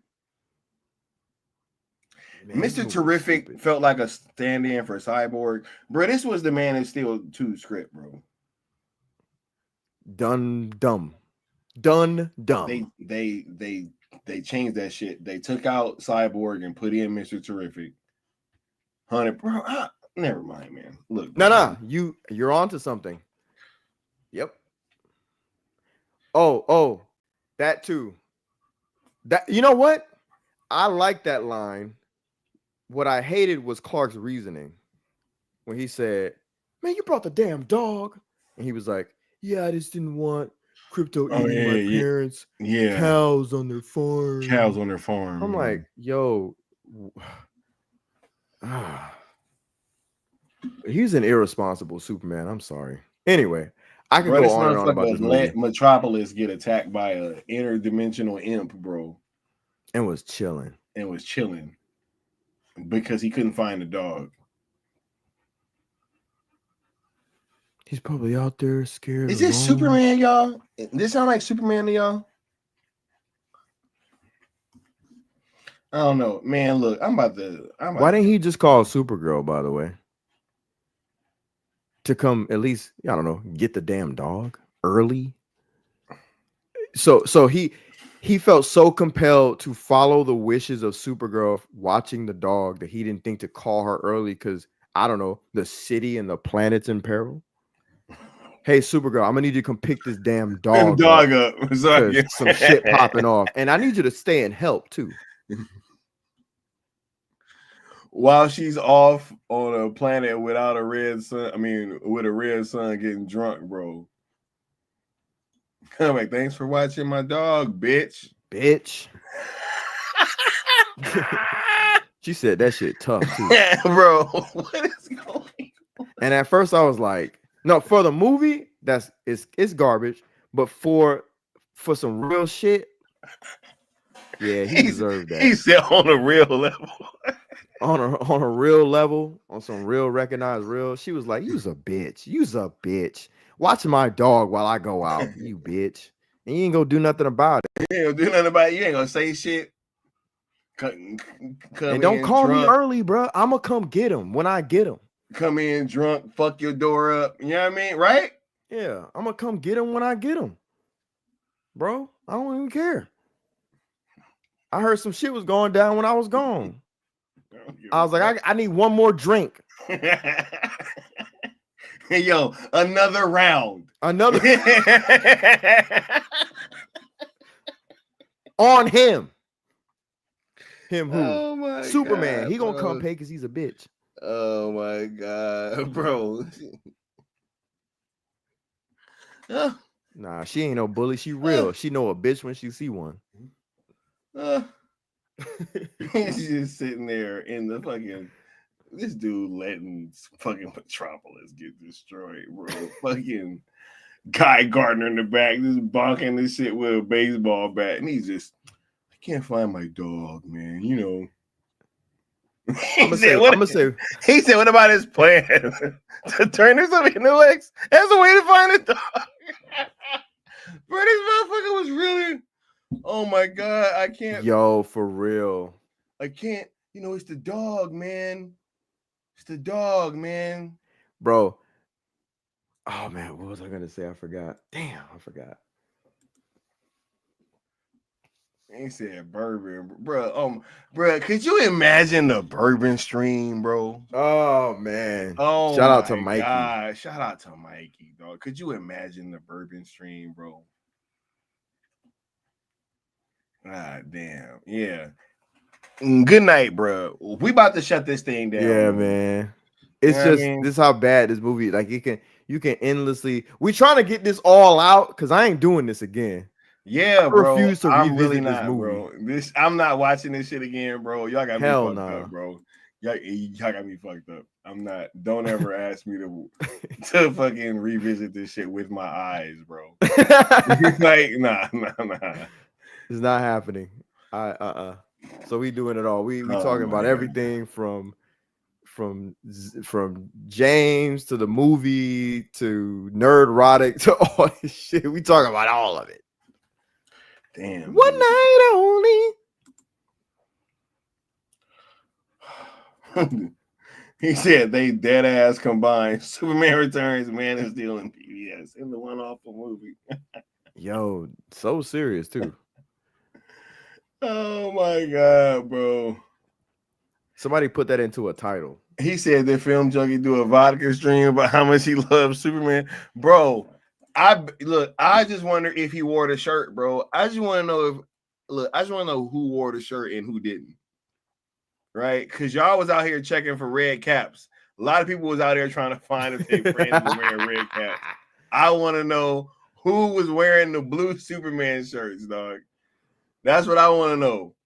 Because they all got the shirts on. Leon? Hey, I tasked somebody to just make a collage of all the shields in these shirts on a little stream. Just make a collage, bro. It should be hilarious. All of them wearing the same shirt. Hey, it's my out of theater reaction. Right? 10 out of 10. 10 out of 10. Ugh. Really enjoyed it, you know? Krypto stole the show. What? Alan said that he appreciate us watching it, so they don't have to, bro. We watch it so you don't have to. He said this okay, I'm done. He said this motherfucker escape a black hole with his super breath while holding a baby and a dog in both hands. Y'all got it, bro. I almost put that in my notes, but I was like, it's just so much shit already. It's just so much shit already. I literally just shook my head at that point because he was just hollering at Witcher to help him. Help me. What's his name? Metamorpho, Rex, whatever. I was like, bro, you're Superman. You're Superman. Just turn bro. on the boosters, bro. Cavill would have never, dog. And they was trying to get all inspirational, like that part from Man of Steel with him, like.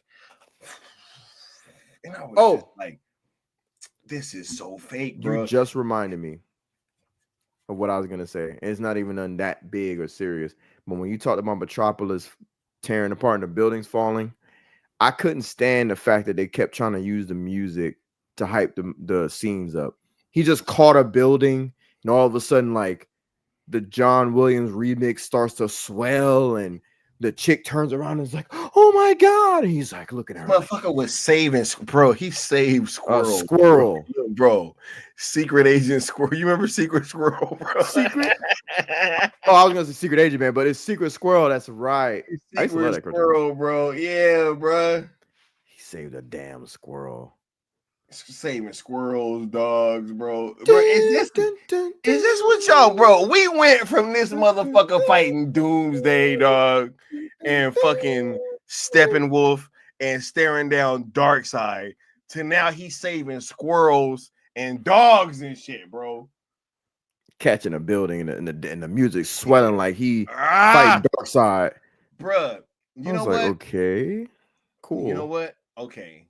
Look, this is how we're gonna end this stream. I'm about to tell that story, Leon. Hey, how Mikey used to say that? Yeah, right. Time? This is story time, y'all. This is story time. Now, in the same way that I told this story earlier, the vast majority of what I'm about to say actually happened.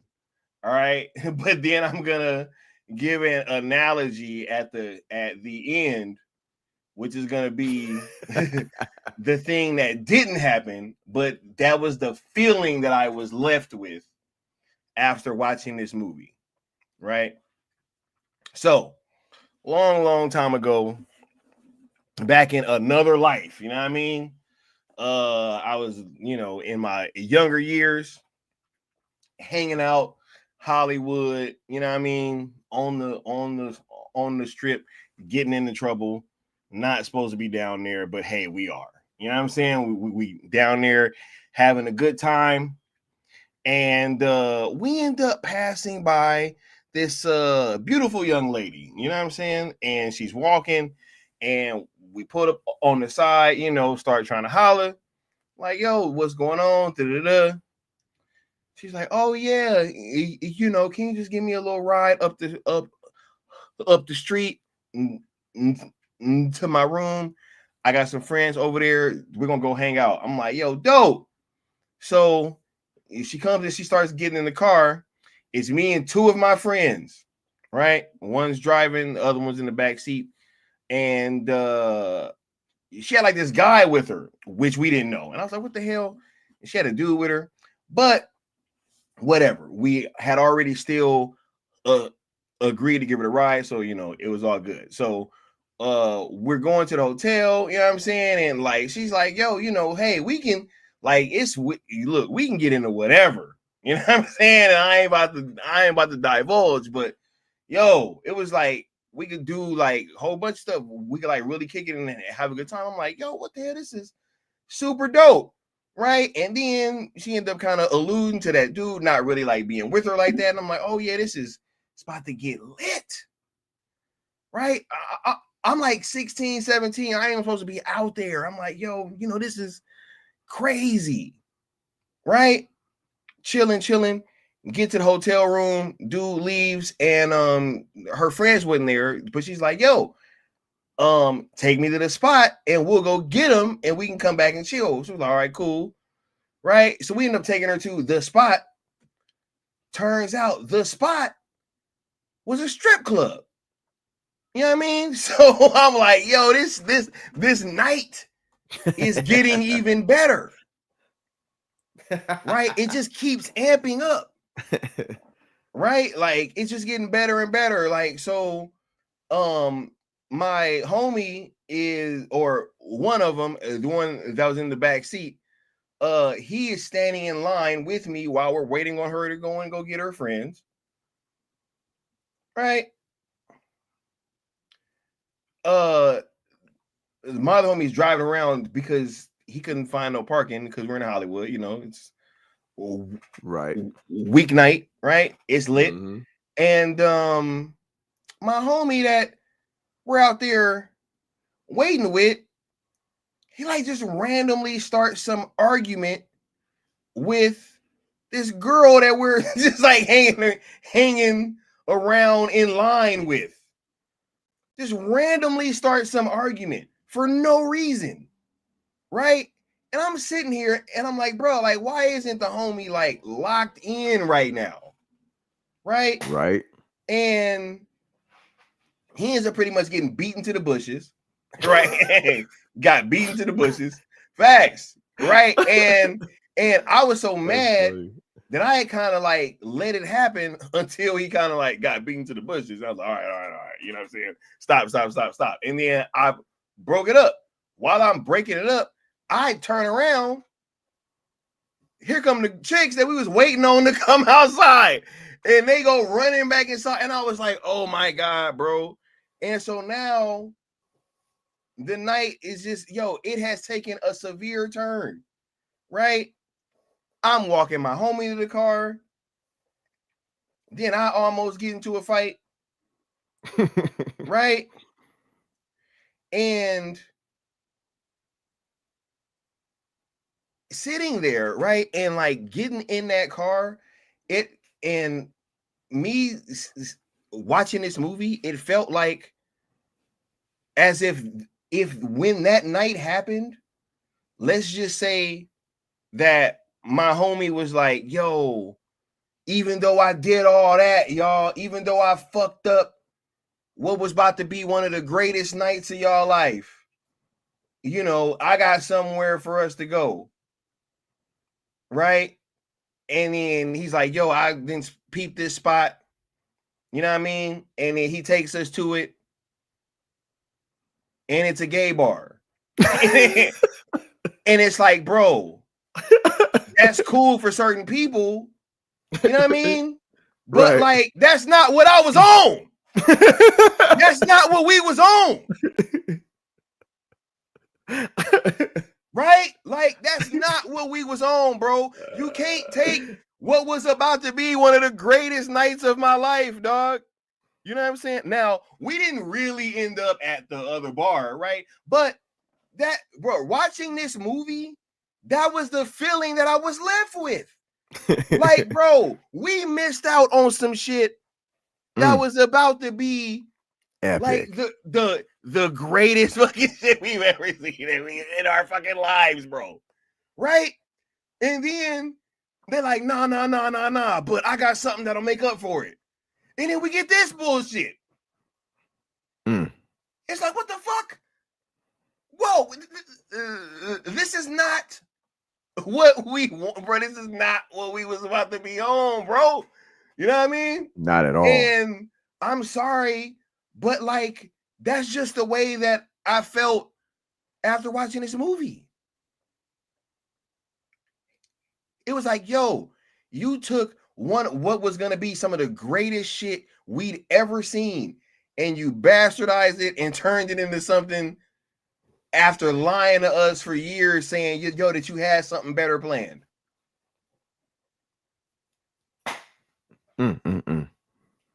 That's actually a great story analogy, man.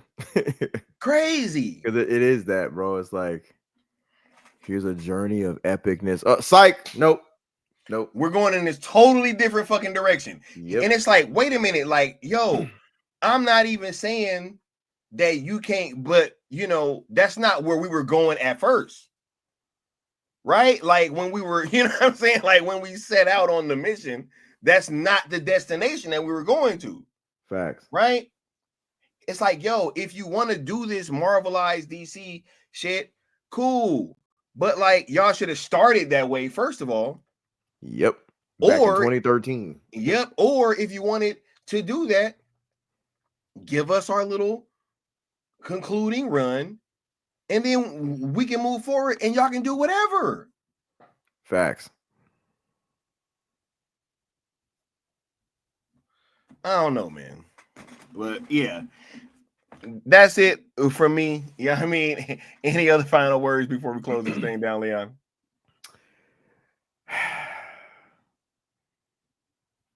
White boy, something not playing.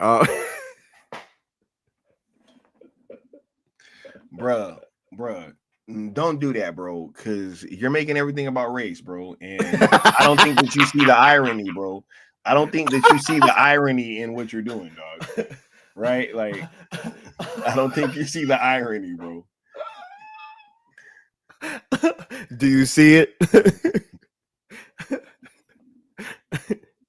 Do you see the irony?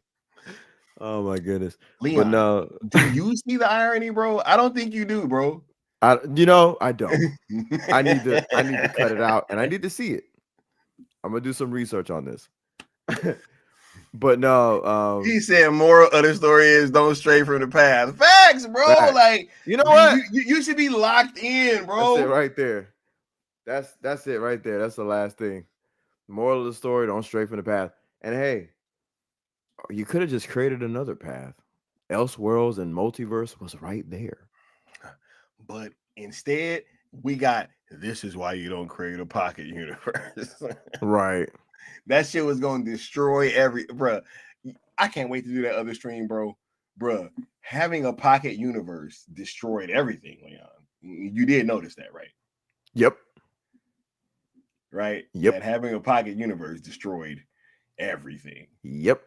Everything. Mm-hmm. No pocket universe. Mm-hmm. Monkeys doing hashtags, God, and bro. then the whole things end up almost destroying everything. Interesting. Story for another day. Yeah. Let's get on out of here, man. You know what I mean? Yeah. Yeah, this is bang. We'll get at y'all next time. Peace. Bang.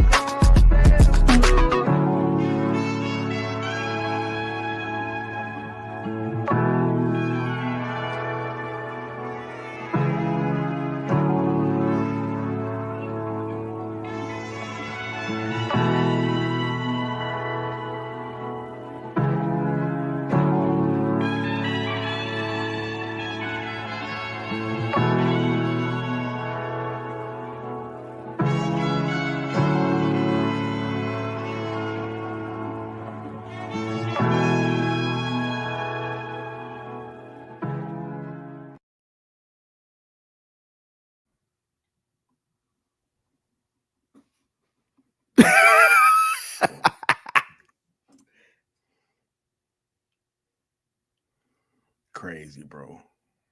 Crazy.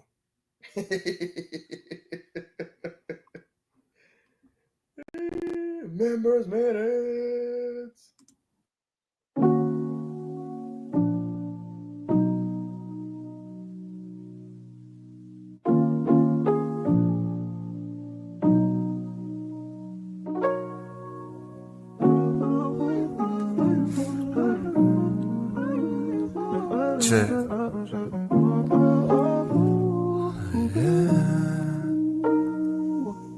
They say all I care about is views. They say all I care about is views.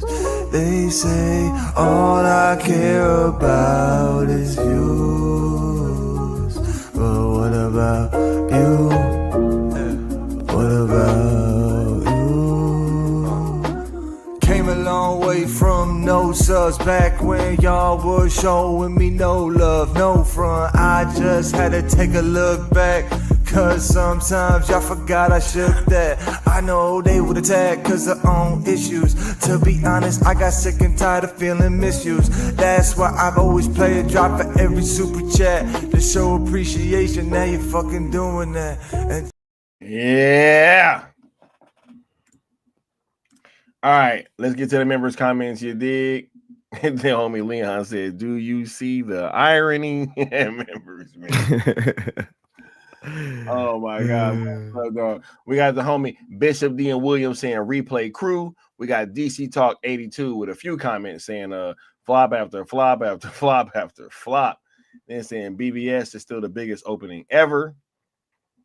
WB Live for 12 years about Man of Steel. Sell 100, yeah. And we got the homie the good Austin saying hashtag replay crew. You know I'm hyped when I see a 3-hour stream. Shout out to all my people out there working 50 plus every week. We appreciate the content for the long days. Hey, that's what's up, yo. Let's go. Absolutely. All right. And we got a DC Talk saying Superman L ain't gonna beat Man of Steel.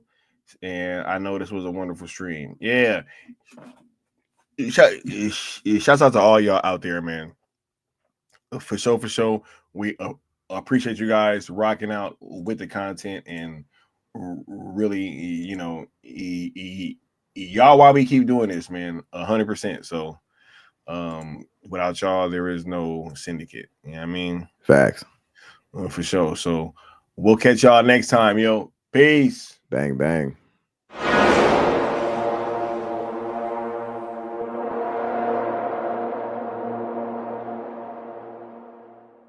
Zack Snyder fans are weirdos. Do you think James Gunn can reboot the universe properly? answer your question. Oh my God. James Gunn, James Gunn, James Gunn, James Gunn, James Gunn, James Gunn, James Gunn. Okay, Walton, James Gunn's not more successful than Zack Snyder at the box office. Zack Snyder, look at Batman v Superman and how well 300 did and all that stuff. Boy, I gotta tell you, James Gunn's fans, you guys are like, you're more aggressive. Let's just say more aggressive than even Snyder fans, and that's saying something. Woo! And you got a lot of free time, I must say. Woo!